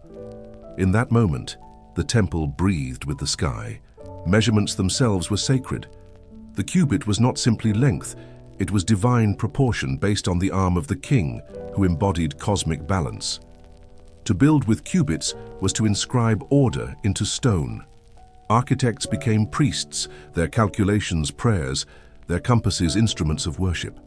Every ratio, every alignment was an offering. Even daily life was woven into this geometry. Farmers sowed by the rhythm of the Nile. Its flood measured not only in height, but in relation to celestial cycles. Priests observed the rising of Sirius to mark the new year, linking agriculture to the heavens. Time itself was geometry, divided into rituals of sun and moon, measured not in abstract numbers, but in sacred recurrence. Yet geometry's purpose was not only to honor gods, but to bind the people into a single order. To walk through the temple, to see its columns, to watch the sun's path unfold upon its stones, was to be reminded that life itself was structured, meaningful, part of a design that reached beyond the earth. The king, as mediator, stood at the center of this alignment, his authority sanctified not by conquest, but by cosmic order itself. Time, of course, gnawed even at these temples. Sandstorms wore their walls, earthquakes split their stones, invaders defaced their carvings. Yet the alignments remain. The solstice still strikes the sanctuaries, the stars still rise where priests once gazed. Geometry endures where flesh fails, reminding us that while kings perish, the order they inscribed into stone still whispers of eternity. This is the law. Sacred geometry binds heaven and earth. It survives because it mirrors what is eternal. The stars, the sun, the turning of time itself. The Egyptians did not see death as an end, but as a passage. To walk that passage required guidance, and geometry became the map. Tombs were not simply graves, they were engineered pathways for eternity, designed to orient the soul toward the cosmos. The Valley of the Kings is a labyrinth of such designs. Corridors cut deep into stone, ceilings painted with constellations, walls covered with spells. These were not decorations but instructions. The stars upon the ceiling were the very sky the soul must navigate. The texts upon the wall were the words needed to pass each trial. Geometry gave shape to the journey. Inside the tomb of Seti Thafar, the chambers stretch with precision, their proportions echoing cosmic order. The sarcophagus lay at the axis of a celestial map, the king placed not randomly, but at the very center of design. To step into such a chamber even now is to feel not only awe but orientation, as though the room itself points beyond Earth toward eternity. The pyramids had begun this tradition, but the tombs refined it. Shafts aligned with stars became tunnels for the soul. The cardinal points were not only geographic, but spiritual, marking the four directions of creation. To be buried without such alignment was to risk disorientation in the afterlife. To be buried within it was to step seamlessly into eternity. Even the Book of the Dead is geometric in spirit, a sequence, a progression, a series of gates and alignments. The soul must pass through halls, stand before judges, balance upon scales. The imagery is architectural, the order mathematical. Salvation was not chaos, it was symmetry. For the Egyptians, immortality required structure. Just as the temples aligned with the sun, the tombs aligned with the stars, and the king himself became a point upon the great map of the cosmos. Geometry sanctified the body, preserved the soul, and declared that eternity was not wish, but design. And yet, the tyranny of time reached even here. Tombs were plundered, walls cracked, paintings faded, the bodies of kings were stolen, their treasures scattered. But the alignments endure. The stars still shine upon the ceilings, the proportions still hum with order, the geometry still whispers of the journey beyond. This is the law of sacred geometry. To survive death, one must align with the eternal. The Egyptians built eternity not in flesh, but in numbers, in measures, in stone shaped to mirror the cosmos itself. Sacred geometry did not die with Egypt. Its patterns, its alignments, its ratios flowed outward like the Nile in flood, seeping into the stones of later civilizations. For geometry is more than measure. It is language, a language without words, older than speech, inscribed not on parchment but on the very bones of the earth. The Greeks inherited its echoes, inscribing temples with symmetry and proportion, their Parthenon a hymn to harmony. The Romans carried it further, vaulting arches, carving roads in lines so straight they seemed ordained. In the east, stupas rose with circles mirroring the heavens. In the New World, pyramids aligned with solstices and equinoxes, their steps a stairway into the sky. Wherever humans built to endure, geometry was their tongue. Egypt had taught that to align stone with stars was to resist time. Others followed. Stonehenge caught the solstice sun. Mayan observatories traced Venus across the dawn. Gothic cathedrals lifted spires toward heaven, their stained glass casting light in mathematical design.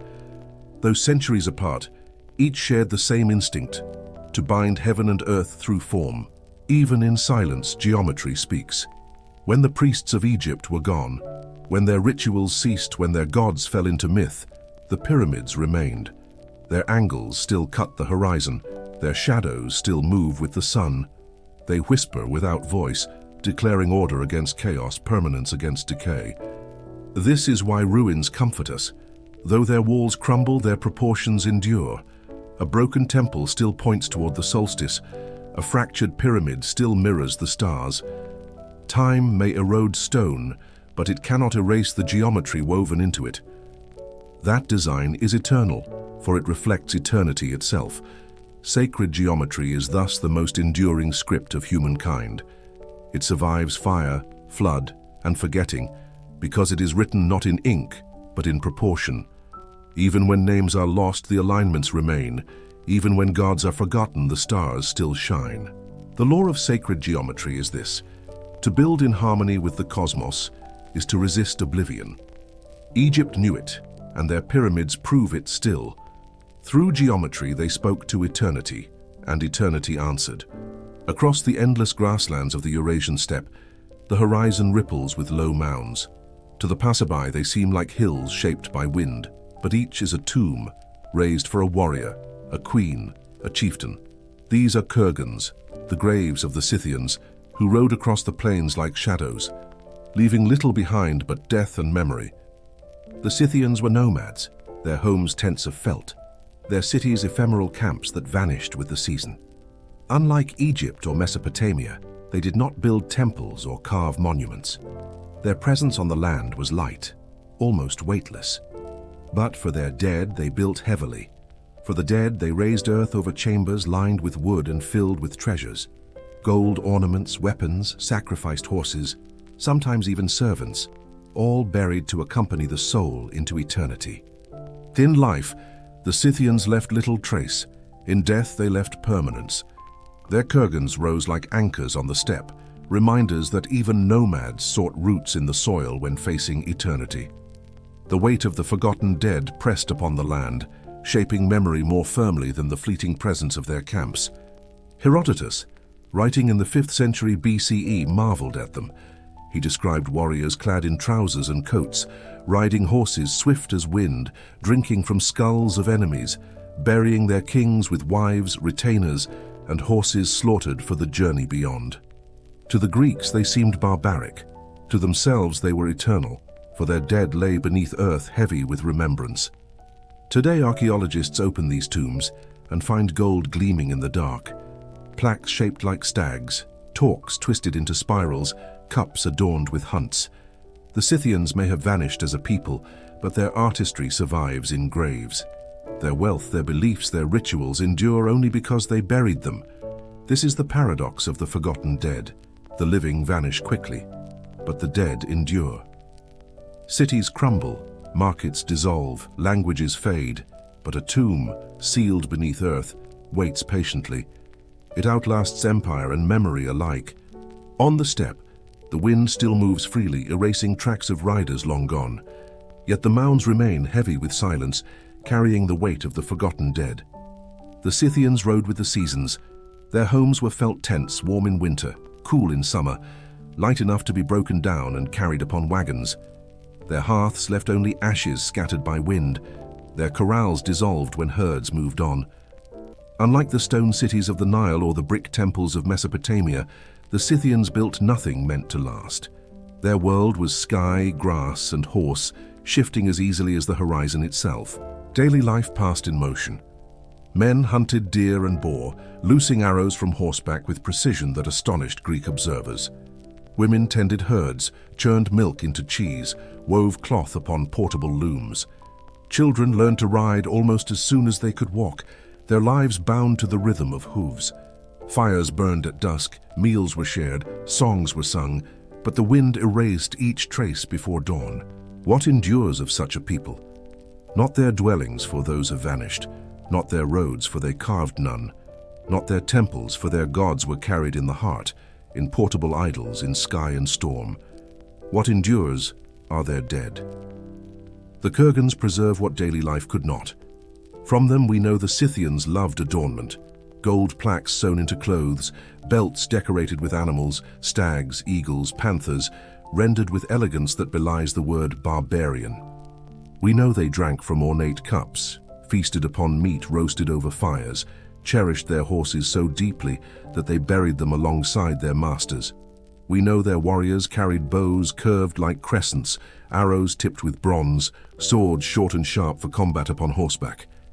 Without these tombs, the Scythians would be ghosts upon the steppe, remembered only in Greek writings colored by fear and disdain. With them, they become vivid again, nomads who lived lightly, yet buried heavily. The living passed like shadows, the dead anchored them to eternity. This is the weight of the forgotten dead. They preserve not only themselves, but their people.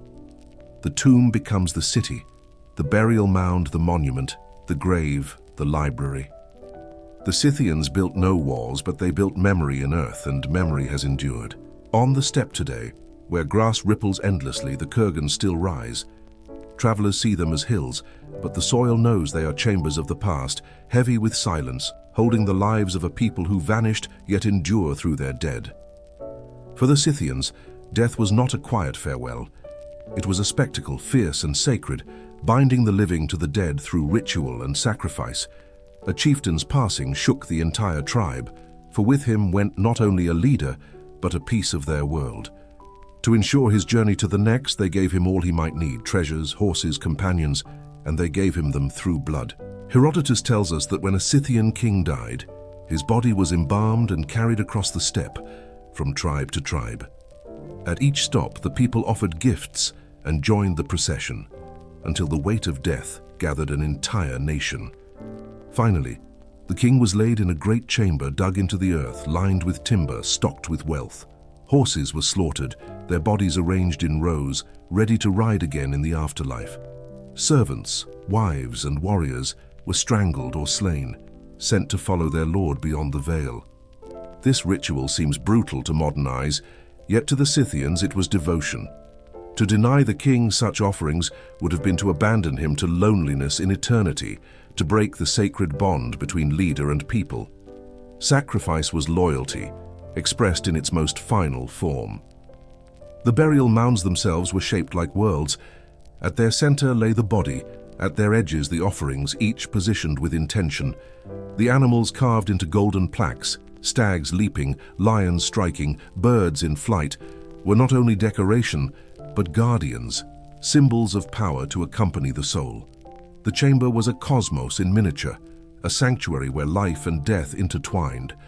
Even ordinary Scythians followed ritual, though on smaller scales. Graves of common folk contain weapons, jewelry, tools, fragments of clothing. Each object was a bridge, ensuring the dead could continue life beyond the earth. In this way, every burial was not only memory but continuation, a refusal to let death sever the thread entirely. These rituals left weight upon the steppe. Each kurgan rose as monument, each mound declaring that the dead were still present, still powerful. The living might ride onward, but the dead remained rooted in soil, holding fast the memory of their people. And so, though the Scythians vanished, their graves endure. Their rituals, fierce and costly, ensured survival not only for the souls they honored, but for the culture itself. For without these tombs, their lives would have dissolved into silence. With them, the Scythians remain heavy upon the earth, eternal in their devotion to the dead. Civilizations rise in stone and fall into dust. Palaces collapse, markets vanish, walls crumble. Yet graves endure. The Scythians, who built no lasting cities, are remembered not through streets or temples, but through tombs, silent earthen monuments scattered across the steppe. In this they are not alone. Across the world, the dead outlast the living. Consider Egypt. Dynasties of pharaohs are preserved in their tombs, while the villages that sustained them are mostly gone. Consider Mycenae. The great palaces fell into ruin, but the shaft graves remained, their gold masks gleaming centuries after the city had vanished. Even in forgotten corners of the earth, tombs speak when cities cannot. Why do graves endure where towns dissolve? Because they are built for permanence. A house is meant for use, a market for exchange, a temple for worship, but a tomb is meant for silence, for eternity. It is sealed, hidden, defended. It carries not only a body, but the weight of remembrance, the hope that something will remain when all else is gone. The Scythians understood this instinctively. Their camps left no trace, their kurgans remain. The dead are their monuments, and the monuments have preserved them. We know them not from their words, which are lost, nor from their cities, which never stood, but from their graves, which still rise. The forgotten dead are heavy, and their weight bends history toward them. This lore extends beyond the Scythians. Across cultures, across centuries, it is the tomb that anchors memory. The living may be forgotten, but the dead endure. The silence of the grave speaks longer than the noise of the market. So the steppe whispers with memory. Each mound is a voice, each tomb a weight pressing against oblivion. The Scythians are gone, their names dissolved, their lives vanished, but their dead remain, and in their graves they are eternal. This is the law of the forgotten dead. To bury is to resist time, and in resisting to preserve. Fire is both guardian and destroyer. It warms, it illuminates, it purifies, but it also hungers. Nothing feeds it more hungrily than knowledge. A scroll burns faster than wood, a library faster than a palace. Where cities fall, walls may rise again, but when libraries burn, something vanishes that can never be rebuilt. The library of Ashurbanipal, in the Assyrian city of Nineveh, once held thousands of clay tablets, epics, hymns, omens, laws. Here the Epic of Gilgamesh was inscribed. Here the wisdom of Mesopotamia was gathered. Here the voices of centuries were pressed into clay. Ashurbanipal, king and conqueror, saw himself also as preserver, ordering scribes to copy texts from across his empire. But Nineveh burned. In the 7th century BCE, as enemies stormed the city, flames consumed its palaces. Wooden shelves collapsed, roofs crashed, fire roared through halls, and yet, in paradox, fire preserved as much as it destroyed. The heat baked the clay tablets, hardening them, turning fragile writing into stone. What should have been lost was saved, though fractured, buried in ash until modern spades uncovered them. Still countless works perished. For every tablet recovered, many more were shattered, pulverized, unrecoverable. The hunger of fire devoured songs never sung again, laws never remembered, names erased from the weave of time. Ashurbanipal had gathered the voices of his world, but fire silenced most of them in a single night. This is fire's cruelty. It destroys not gradually like wind or water, but instantly. A century of thought may vanish in a single hour. Where silence erodes slowly, fire devours in haste. When we hold a fragment of Gilgamesh today, we hold it because some tablets survived the flames. But we also feel the void of what was lost, the vast silence left where libraries once spoke. The hunger of fire is insatiable, and in Nineveh, it fed until memory itself turned to ash. On the shore of Egypt, where the Nile opens to the sea, Alexandria once gleamed like a jewel of intellect. Founded by Alexander, ruled by his successors, it became a beacon not only of empire, but of knowledge. At its heart rose the great library, a temple not of gods but of words, where thousands upon thousands of scrolls lined shelves, each roll of papyrus carrying voices of the ancient world. Here, it was said, the works of Greece, Egypt, Babylon, India, and beyond gathered, mathematics and astronomy, medicine and philosophy, poetry and myth, all collected beneath one roof. Ships docking at Alexandria were searched, their texts seized, copied by scribes, the originals stored within the library's halls. It was an empire of memory, a kingdom of ink. Imagine its chambers, corridors dim with lamplight, scribes bent over papyrus, the faint rustle of scrolls unrolling, the scent of ink and resin filling the air. In these halls, the wisdom of centuries breathed together.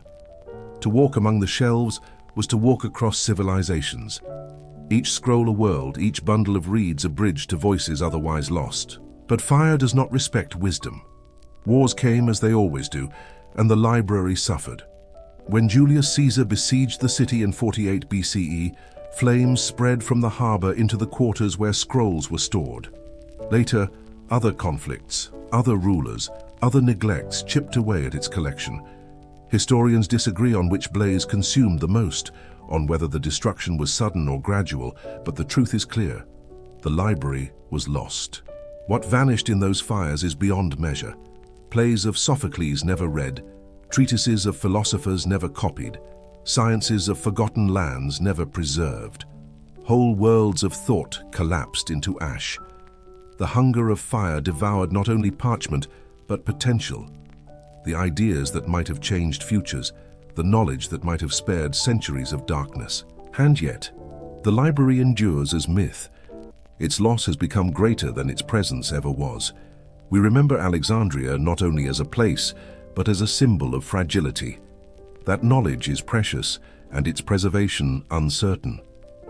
Fire consumed the scrolls, but their absence now speaks louder than their words might have. The great library stands as warning that civilization is never more vulnerable than in its wisdom, that flames which lick papyrus can burn through centuries of memory. It is the most haunting truth of history that what we do not preserve, fire will take, and once taken, it is gone forever. The fire that consumed Nineveh, the fire that devoured Alexandria, was not unique. Across centuries, flames have sought out libraries as if drawn to the very heart of memory. Again and again, where knowledge gathers, fire follows, leaving silence where voices once were. In Pergamon, rival to Alexandria, scholars amassed thousands of scrolls, their library second only to Egypt's. When political storms struck, it too suffered. Scrolls dried and crumbled, parchments scattered, halls emptied. Some works survived only because they were carried elsewhere. Many were lost entirely, their names forgotten, their words dissolved into smoke. Baghdad's House of Wisdom stood brighter still, a jewel of learning under the Abbasids. Here, Greek philosophy was translated into Arabic, Indian mathematics into universal language, Persian and Babylonian sciences woven into Islamic thought. Astronomers mapped the heavens, Physicians advanced medicine, philosophers argued beneath domes. For centuries, Baghdad shone like a second Alexandria, proof that knowledge could rise again. Then came the Mongols. In 1258, Hulagu Khan's armies stormed the city, and the House of Wisdom fell. Its books, hundreds of thousands of them, were hurled into the Tigris. The river ran black with ink, its waters choked with the drowned words of centuries. The hunger of fire was joined by the hunger of flood, and memory sank. What had been preserved across empires was undone in days. Nor was this the last time. Libraries in China burned by emperors to control thought. Libraries in Europe torched during wars of conquest and religion. Manuscripts destroyed by accident. Candles tipping, roofs collapsing, sparks leaping into shelves dry with age. Fire is not always conquest. Sometimes it is negligence, indifference, chance. Yet the result is the same: silence where voices once spoke. Each time humanity mourns not only the books lost, but the futures they carried. A single scroll may hold an idea capable of changing centuries. When fire devours, it does not only destroy the past, it starves the future. And yet, even in loss, fragments remain. A handful of texts copied elsewhere, a memory of a title, a quotation preserved by chance. These fragments remind us that knowledge is fragile, but also resilient, that though fire is insatiable, it cannot wholly erase the hunger of the human mind to remember, to preserve, to rebuild. Still, the pattern endures. From Pergamon to Baghdad, from monasteries to modern archives, flames return. The hunger of fire is endless, and libraries remain its feast. Fire is not only destruction, it is symbol. To ancient eyes, flame was divine. Light against darkness, warmth against cold, sacrifice rising as smoke to the heavens. But in libraries, fire becomes betrayal, turning what preserves into what consumes. In its glow, centuries vanish in moments. The hunger of fire reminds us of how fragile memory is. A single spark can undo generations of thought. A roof collapsing in flame can silence voices that survived conquest, famine, plague. A candle falling can take from us a manuscript copied by a monk who bent his back through long winters to save a single line of poetry. And yet there is also paradox. Fire does not always erase completely. In Nineveh, it hardened clay, making tablets eternal. In Herculaneum, the eruption's fire carbonized scrolls that, though unread for centuries, still exist, blackened but intact, waiting for new eyes to recover their words. Fire destroys, but sometimes, through strange alchemy, it preserves. Still, the greater truth remains. Knowledge is more vulnerable than stone. Cities can be rebuilt, walls can rise again, but when fire devours a library, what vanishes is irretrievable. The great library of Alexandria is remembered more for its loss than for its presence, a reminder that what is fragile must be guarded, or it will be silenced forever. And so fire becomes a lesson. Each age that loses its libraries learns the same truth anew. Memory is not guaranteed. It must be protected, copied, carried, scattered like seeds, lest flame consume it all. The hunger of fire is eternal, and only vigilance resists it. Tonight, as we imagine the ashes of Alexandria, the blackened waters of Baghdad, the charred ruins of Nineveh, we feel the silence that follows fire. It is a silence heavier than ruin, for it carries not the echo of walls, but the absence of voices. This is the law of fire. It hungers for memory, and it will feed until only silence remains. Human power falters before the patience of earth. Armies may march, kings may command, empires may stretch their banners across continents, but the earth waits with deeper strength. When it moves, when it shudders, when it erupts, all monuments fall. This is the tyranny of nature, that civilizations are guests upon a restless host. In the Aegean Sea, upon the island of Thera, today called Santorini, this law was written in fire. There, in the 2nd millennium BCE, a mountain rose above the waves, serene, its slopes dotted with villages. But beneath it churned forces older than history, pressures building in silence. One day the silence broke. The mountain erupted with violence that reshaped the world. Ash soared into the sky, blotting the sun, falling like black snow upon the sea. Waves surged outward, tsunamis racing toward Crete, crashing upon the harbors of the Minoan kingdom. Cities were drowned, fleets shattered, fields coated in ash too thick to yield harvest. The Minoans, masters of trade, architects of palaces at Knossos and Phaistos, dancers of frescoed courts, were broken not by invasion, but by nature's indifference. Thera's eruption was among the most powerful in human memory. Entire towns vanished beneath pumice and ash, preserved like insects in amber, their walls standing silent for centuries until rediscovered. The people fled, but many were swallowed, their voices silenced in a single storm of fire. The island itself collapsed inward, leaving the caldera that still yawns today, a scar upon the sea, a reminder of the day when Earth spoke louder than empire. For the Minoans, the disaster was more than loss of land. It was loss of spirit. Their gods, once honored with dances and feasts, seemed to abandon them. Their trade routes faltered, their palaces weakened, their dominance waned. In time, Mycenaean Greeks filled the void. Nature had undone a civilization, leaving only ruins, legends, and echoes. This is the law. No matter how advanced, how prosperous, how eternal a culture believes itself, the earth can end it in a single breath. On the morning of August 24th in the year 79 CE, life in Pompeii unfolded as always. Bakers tended ovens, merchants opened shops, children ran across stone streets worn smooth by carts. Beyond the city walls, vineyards spread beneath the watch of Mount Vesuvius, its slopes green, its summit quiet. The mountain had slept so long that the people forgot it could wake. By noon the sky darkened. A column of ash rose like a black pine into the heavens, climbing higher and higher until sunlight faltered. Stones rained down, roofs collapsed, streets filled with pumice. The people fled, some toward the sea, some into fields, some seeking shelter beneath their homes. The mountain roared, its voice drowning the cries of thousands. Through the night, the terror deepened. Ash fell in torrents, suffocating lungs, burying streets, crushing temples. In the dawn hours of the next day, the mountain's fury climaxed.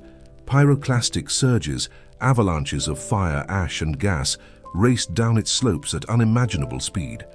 They swallowed Herculaneum, searing flesh, carbonizing beams, extinguishing every breath. Pompeii soon followed. In hours, both cities ceased to live. Yet in their destruction, they were preserved. Ash sealed them, fire froze them.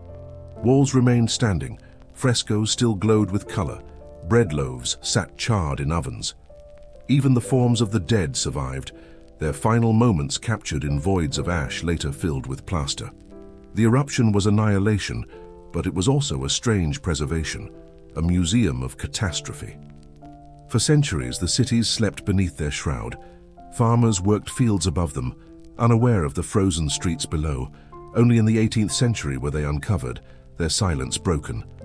Suddenly, voices long extinguished spoke again. Graffiti on walls revealed jokes, debts, loves. Houses revealed mosaics, statues, gardens. Amphitheaters revealed seats still worn by spectators.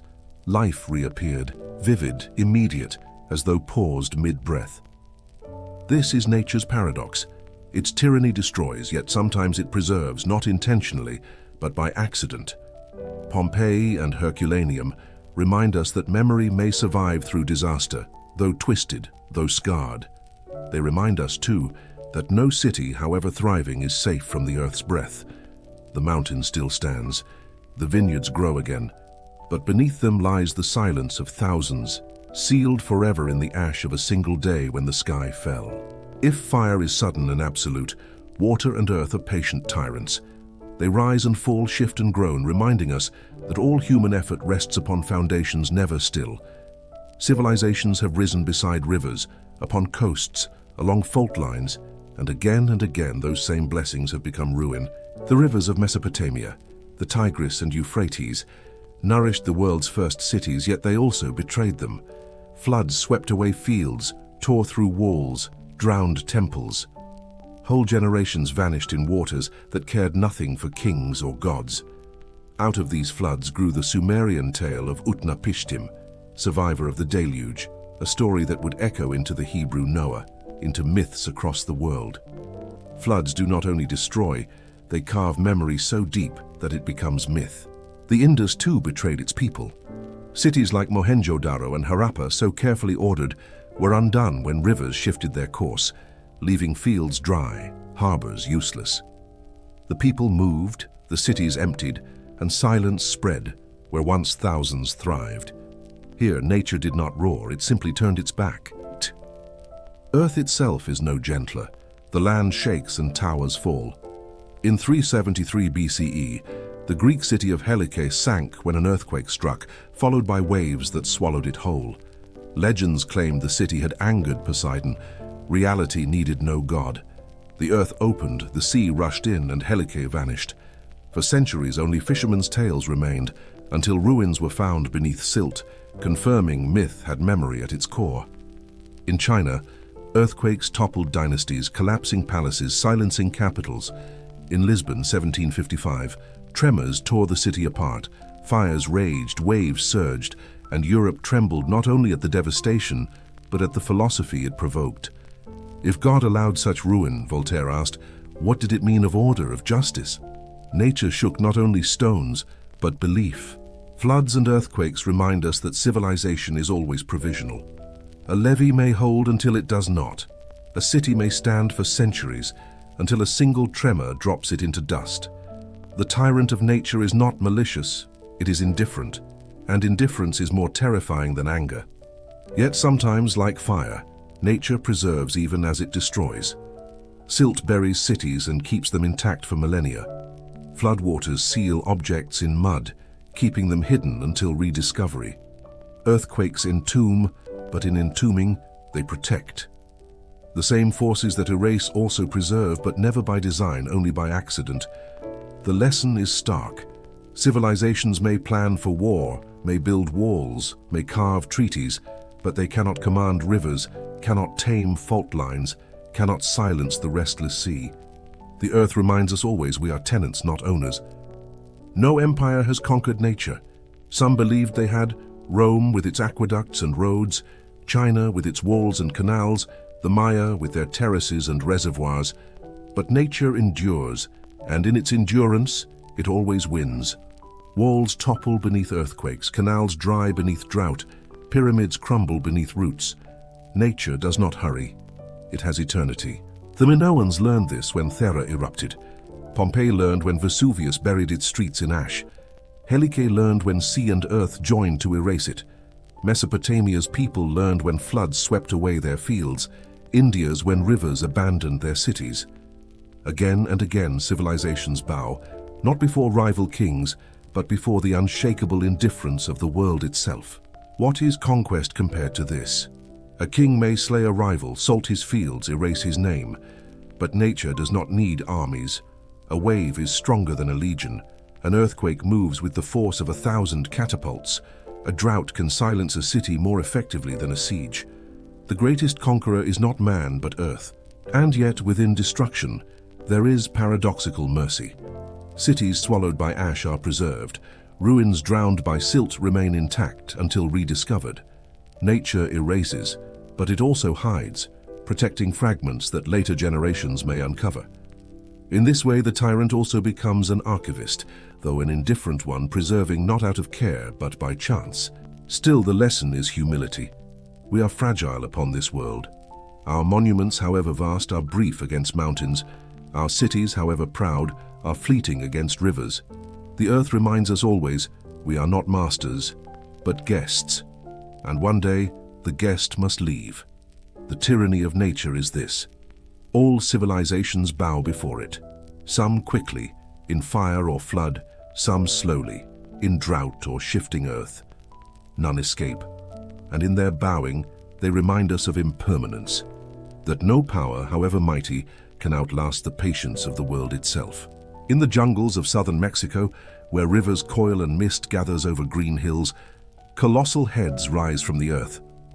Carved of basalt, each face stares outward with heavy lids, lips pressed, helmets etched with lines of power. They are the Olmec Colossi, monuments to a people whose name is forgotten, whose cities lie buried, whose language is silent, yet their echoes endure. The Olmecs flourished more than 3,000 years ago.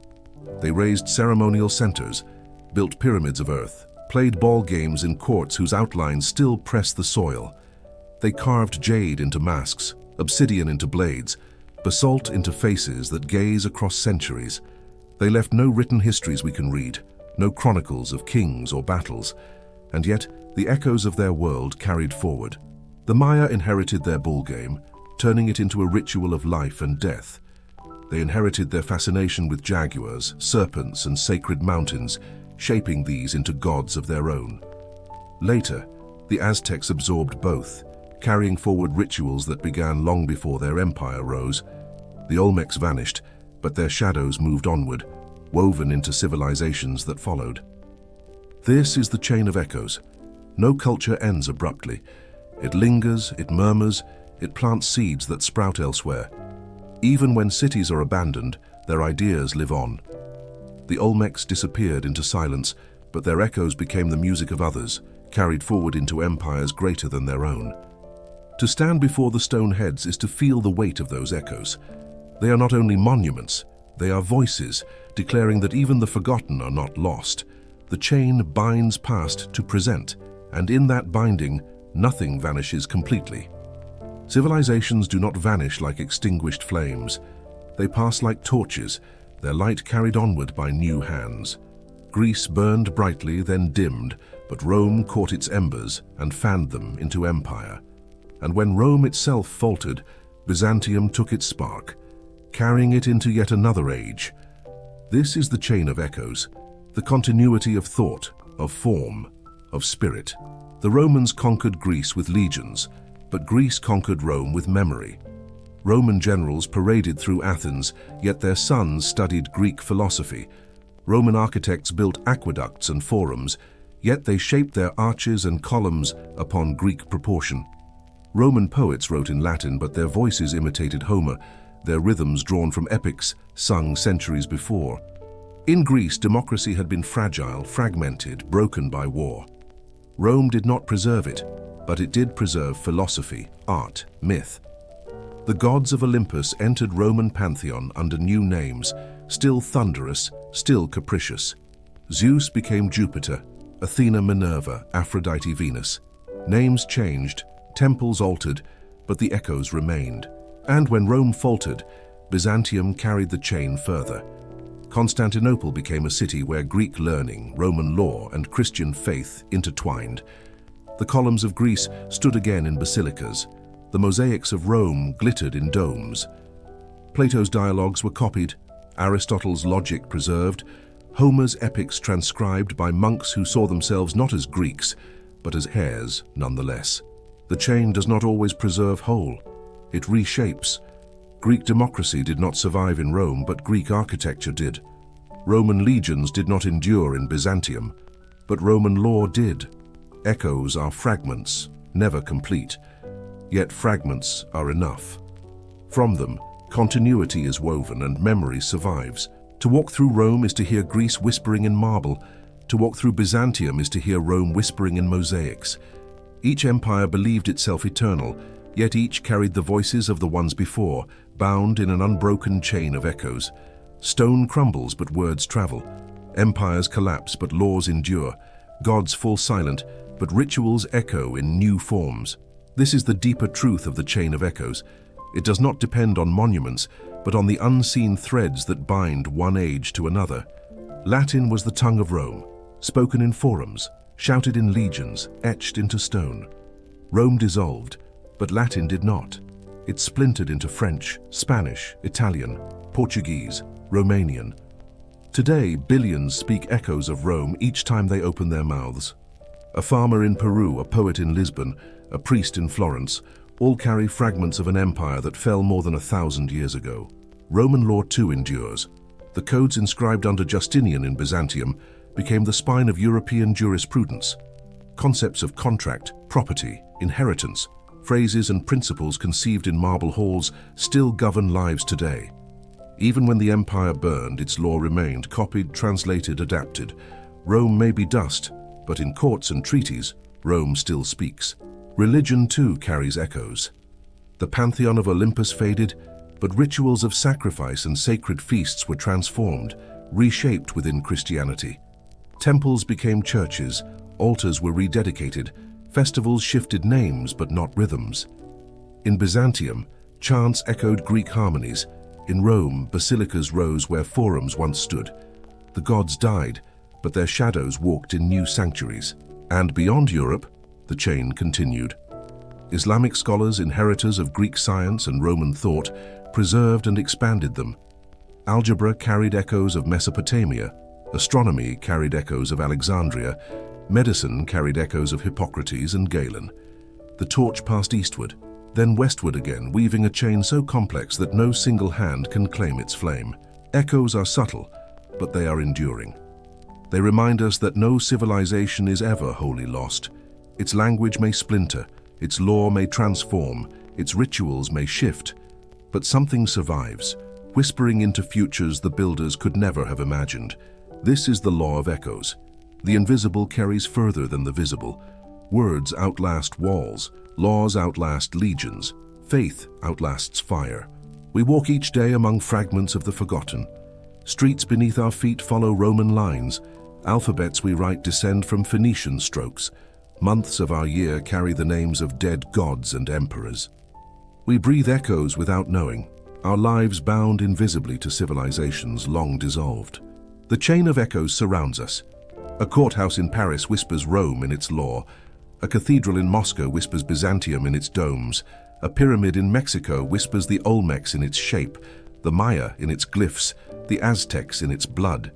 Even the words of children at play carry echoes. Myths told in stories, proverbs, nursery rhymes whose roots stretch into forgotten soil. We are never free of these ghosts, nor should we be. They anchor us, reminding us that our world is not built fresh but layered. Each stone, each word, each ritual is sediment of centuries. The chain binds us to what came before, and in binding, it preserves what would otherwise vanish. Yet the echoes are not always clear. They distort, they fade, they mingle. A myth may carry truth but also invention. A law may preserve justice but also tyranny. What survives is not the whole, but the fragment. And yet fragments are enough. From fragments, identity forms. From fragments, continuity is woven. To live among echoes is to live among ghosts, but ghosts that guide rather than haunt. They remind us that no civilization is ever truly lost. Its voices may fade, but its resonance lingers in our tongues, our faiths, our art, our laws. This is the chain of echoes, the immortal thread woven through mortality. The past never vanishes, it whispers through us, shaping our present, preparing our future. We are all heirs of forgotten empires, living proof that memory never dies completely. History remembers kings, generals, conquerors. Their names are carved into stone, their faces preserved in statues, their deeds retold in chronicles. But beneath every throne, beneath every monument, stood millions of lives unrecorded. The farmers who sowed grain, the builders who raised walls, the mothers who bore children, the slaves who toiled until death. Without them, no empire could rise, and yet their voices are absent. Consider Mesopotamia. We read the names of Sargon, Hammurabi, Ashurbanipal. But what of the laborers who baked bricks beneath the sun, stacking them into ziggurats that climbed toward the sky? What of the women grinding barley into bread, their hands raw from repetition? What of the shepherds driving flocks along dusty plains, their paths never recorded? They are gone, nameless, erased by silence. Egypt's pyramids dazzle us still, but the builders remain faceless. Tens of thousands carried stone-carved blocks, hauled sledges.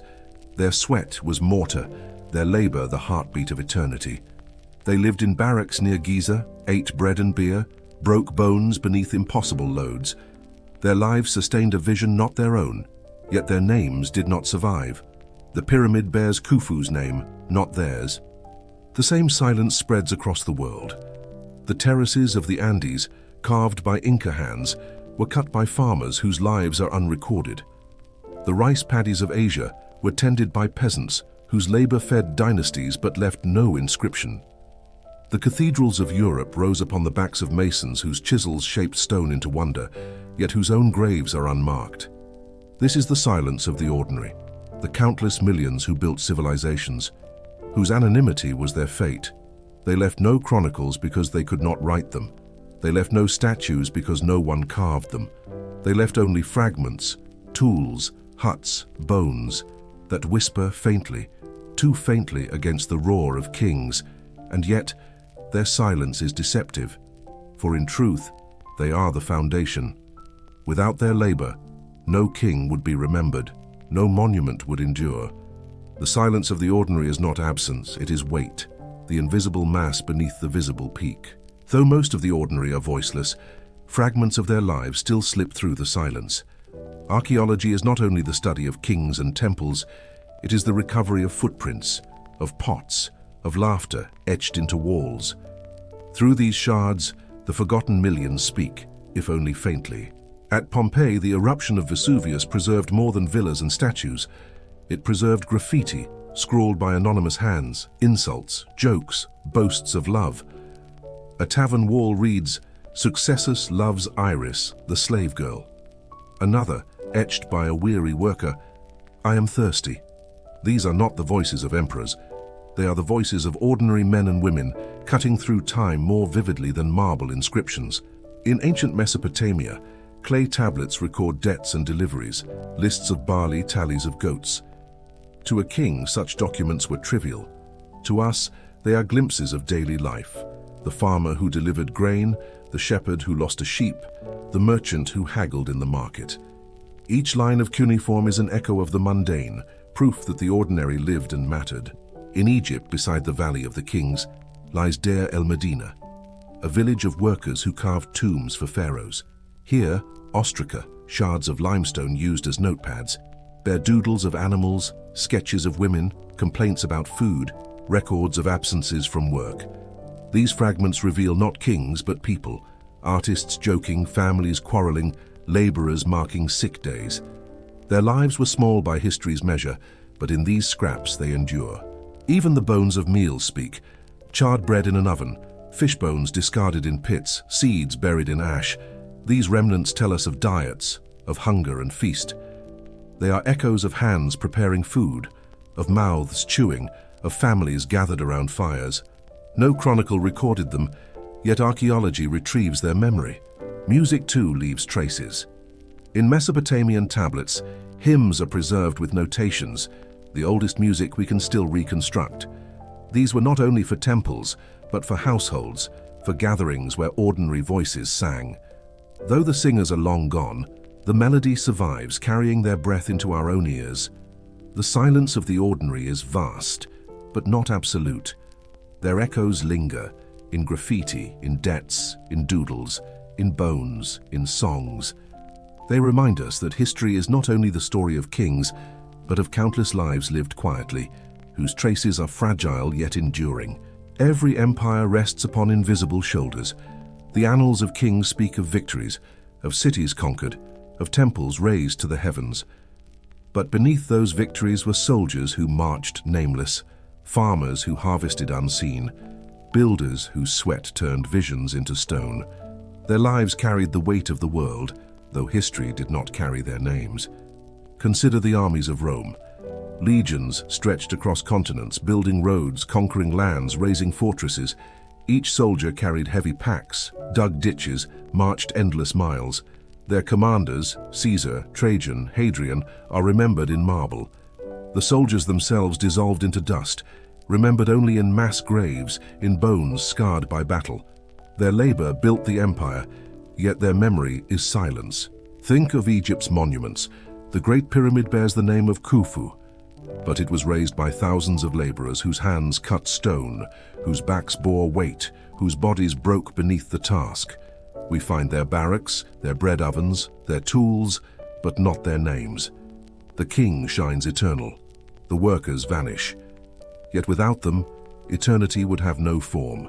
In Mesopotamia, irrigation canals stretched for miles, carrying water across plains. They were dug by hands that blistered in the sun, maintained by families whose toil kept fields alive.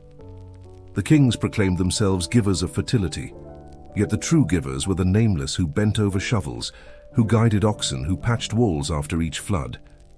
Their reward was not remembrance, but survival.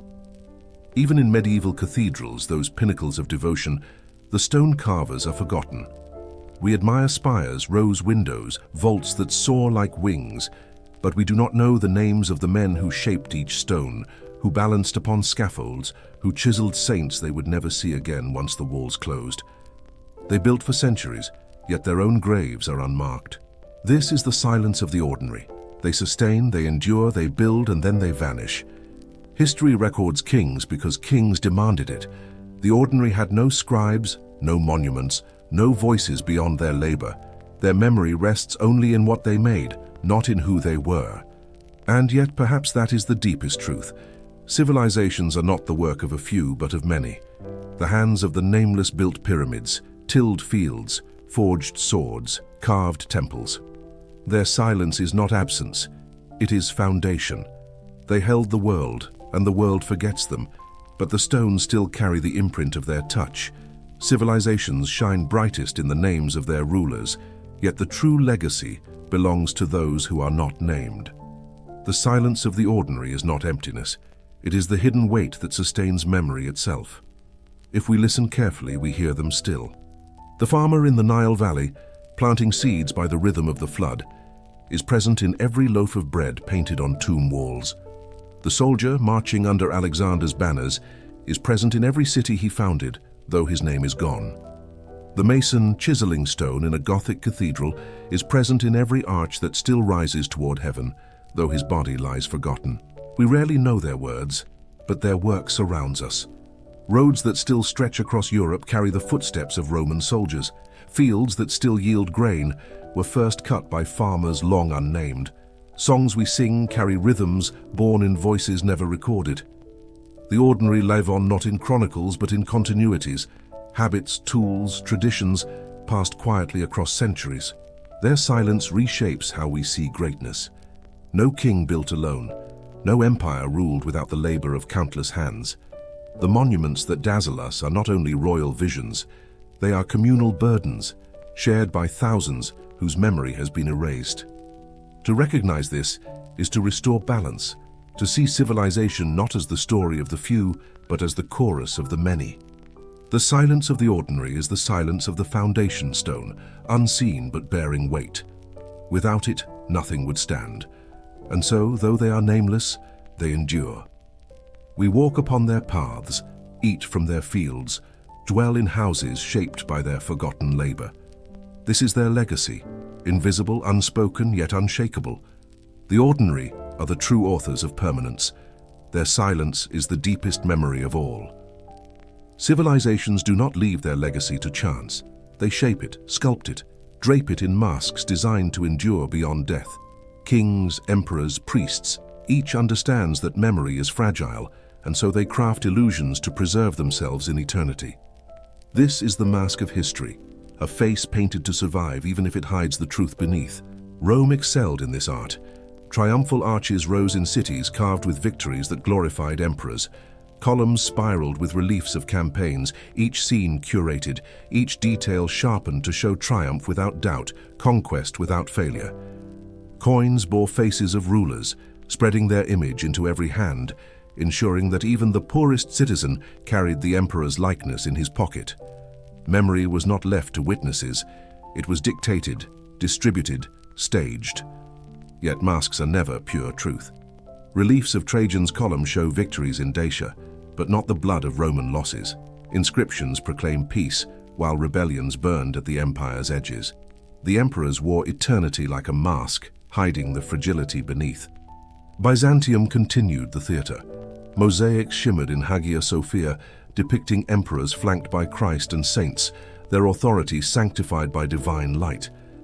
The image was not merely art, it was proclamation, the ruler's face fused with heaven itself. In these glittering stones, power became eternal, even when famine struck, even when enemies pressed at the gates. The mask of eternity comforts the present and deceives the future. It insists that greatness is unbroken, that rulers are immortal, that civilizations do not falter. But time, as always, erodes masks. Arches crumble, coins corrode, mosaics fade. What survives is both truth and illusion, history and theater intertwined. This is the law. Civilizations stage their memory. They wear masks of eternity, hoping time will forget the cracks. The past is never fixed. In the hands of rulers, it is clay, molded to suit power. Civilizations have always known that to control memory is to control the future, and so chronicles are altered, inscriptions edited, names struck out or added. The mask of eternity is not only carved in stone but written in words, revised and rewritten until truth dissolves into theater. Pharaohs of Egypt mastered this art. Hatshepsut, a queen who ruled as king, built temples and obelisks that proclaimed her authority. Yet after her death, her successor sought to erase her, chiseling her name from walls, defacing her statues, striking her from king lists. She had ruled, but memory denied her. For centuries, her reign lay in silence until archaeologists uncovered her temples again, revealing both her glory and her erasure. In Rome, emperors practiced damnatio memoriae, condemning enemies to oblivion. Statues were mutilated, inscriptions altered, coins melted. The intent was clear, to make it seem as though the condemned had never existed. Yet the very scars left behind reveal the attempt, reminding us that erasure leaves traces as eloquent as remembrance. Byzantine scribes too reshaped history. Chronicles praised emperors with language bordering on divine, hiding failures, magnifying triumphs. Defeats became victories when written by imperial hands. Rivals were diminished, saints elevated, narratives crafted not for accuracy but for eternity. The empire wore a mask of unbroken destiny, even as reality cracked beneath it. Even myths served this rewriting. Founding legends of Rome, Romulus slaying Remus, Aeneas fleeing Troy, were less history than proclamation. They declared Rome's right to rule, embedding destiny into story.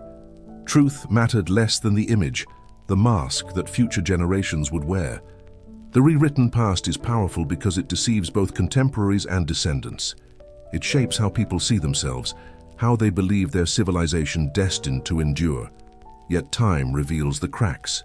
Archaeologists unearth what chronicles omit. Broken statues whisper names once forbidden.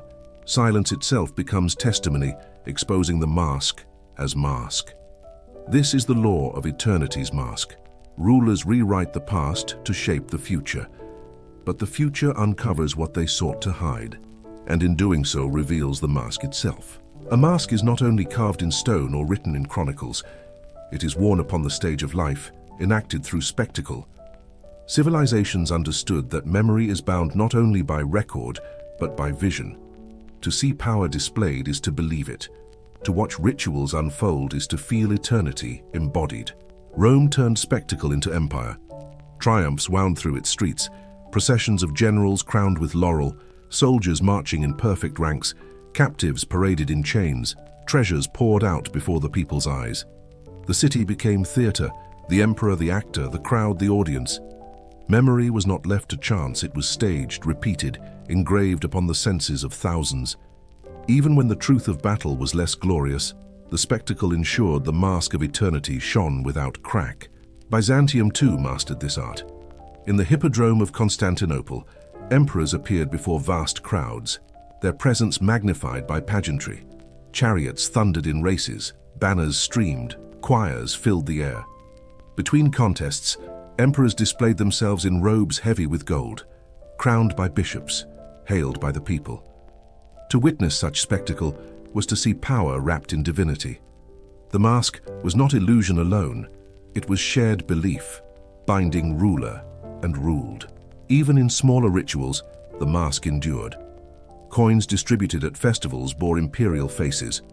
Public feasts reminded people of their dependence on the throne.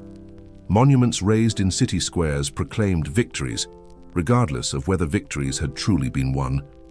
The spectacle did not need truth, it needed only repetition. The Maya, centuries earlier, had known this same law. Their kings pierced flesh before crowds, their queens drew cords through tongues, their blood burned as offering. The pain was theater, the ritual spectacle binding belief. The people did not doubt, for they saw divinity enacted before them. This is the mask of spectacle. It transforms power into eternity by embedding it into sight, sound, ritual. It overwhelms memory with images so vivid they eclipse doubt. Even when time erodes stone, we still feel the echo of spectacle in the ruins. Yet time unmasks all. The arches of Rome now stand hollow. The hippodrome lies in ruin. The Maya pyramids sleep beneath jungle. The spectacles are silent, the actors gone. The mask remains, but cracked, reminding us that eternity, once staged, is always fleeting. Masks are powerful, but not eternal. Time chips at stone, fades inscriptions, erodes mosaics. The face emperors carved for eternity does not remain untouched. It fractures, it crumbles, it reveals what lies beneath. The mask of eternity, so carefully staged, eventually fails. Carthage was erased, yet memory endured. Hatshepsut's name was chiseled away, yet archaeologists uncovered her temples, her statues, her truth.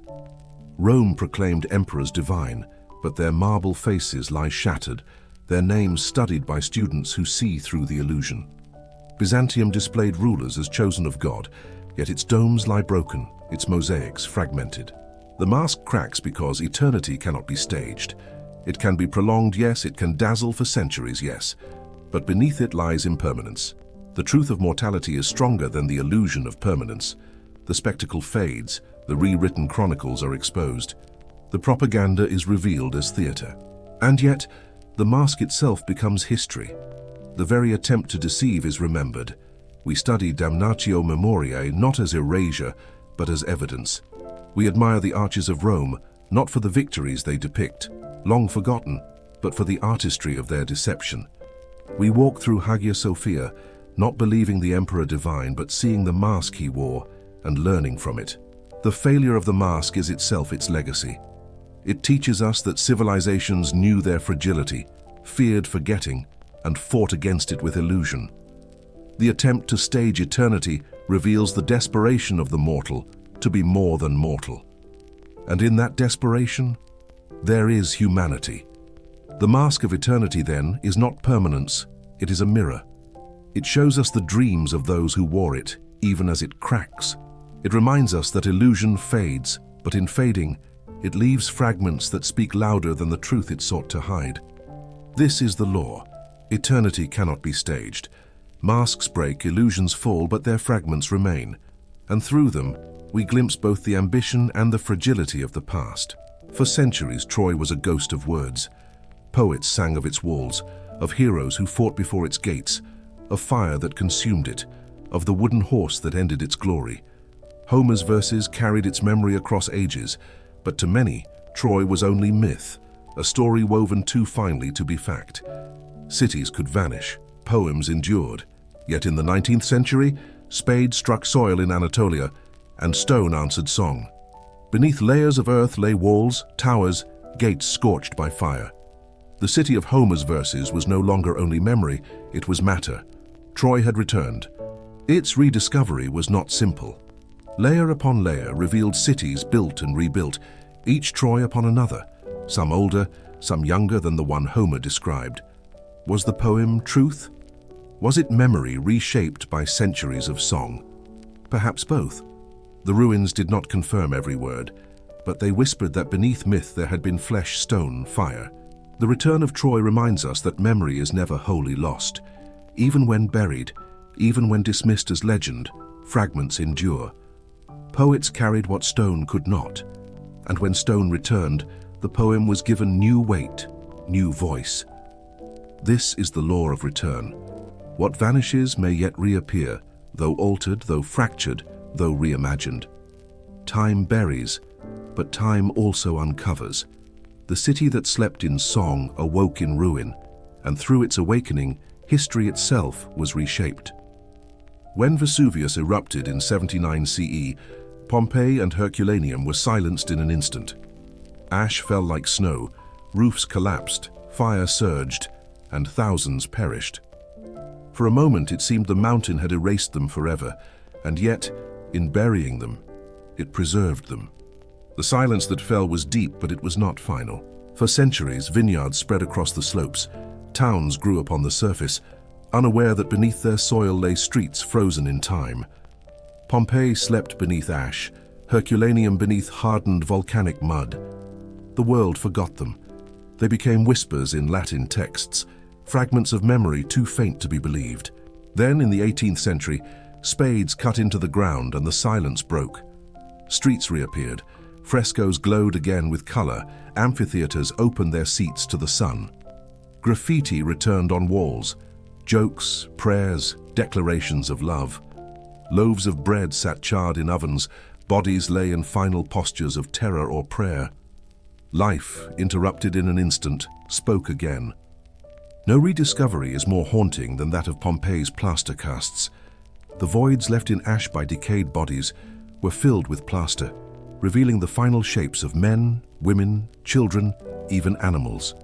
A dog straining against its chain, a family huddled together, a man covering his face with his arm. These are not statues, they are moments, human and fragile, returned from silence to gaze at us across 2 millennia. Herculaneum, buried deeper, preserved even more.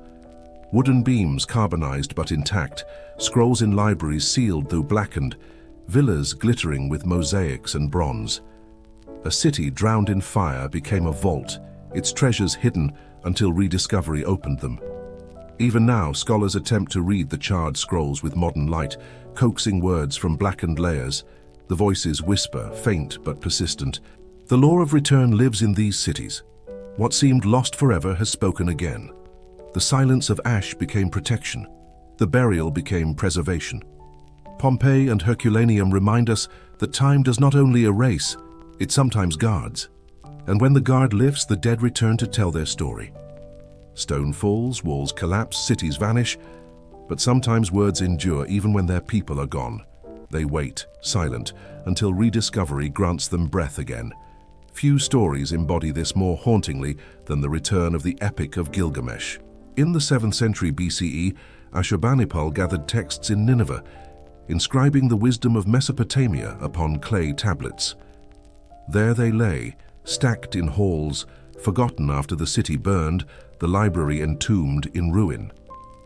For 2,000 years, the words of Gilgamesh, king, hero, seeker of immortality, were silent, buried in dust. The poem lived only in faint echoes, its memory dissolved. Then in the 19th century, excavators uncovered fragments of baked clay. When scholars pressed their eyes to the wedge-shaped marks, the world shifted. The oldest epic of humankind breathed again. Gilgamesh spoke of Uruk's walls, of Enkidu's friendship, of the flood, of the futile quest for eternal life. A voice that had slept for millennia awoke, fragile but clear. The return of Gilgamesh is more than discovery. It is proof that silence is not always final. Even when buried, even when forgotten, memory may yet return if fragments survive. The clay was fragile, yet it endured where papyrus rotted, where parchment crumbled. By accident of material, by chance of burial, the words outlived empires. And when they returned, they changed us. The flood myth of Gilgamesh revealed echoes in the Hebrew Bible, in Greek tales, in myths across the world. The longing for immortality voiced by the Sumerians resonated with our own, timeless and unchanged. A forgotten king became universal once more. This is the law of return, that voices may sleep, but they do not always die. They wait in clay, in ash, in buried ruins, until rediscovery summons them. And when they rise, they remind us that memory is not only fragile, it is also stubborn.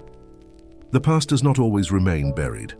What we call lost often waits hidden in soil, in ash, in forgotten corners, until hands and eyes uncover it again. The law of return reminds us that silence is not always final, that memory has a way of breaking through.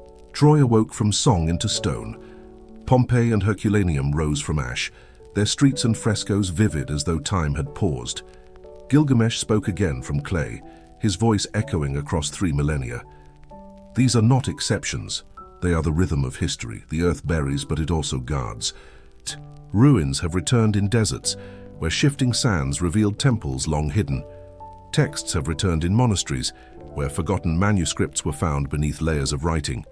Even in shipwrecks beneath the sea, artifacts emerge, bronze gears, coins, statues, that reshape our understanding of what once was. Each discovery is less revelation than reminder that the past is never entirely gone. But return is never complete. What rises is fragment, not whole. Troy is layered with cities, its truth blurred with legend.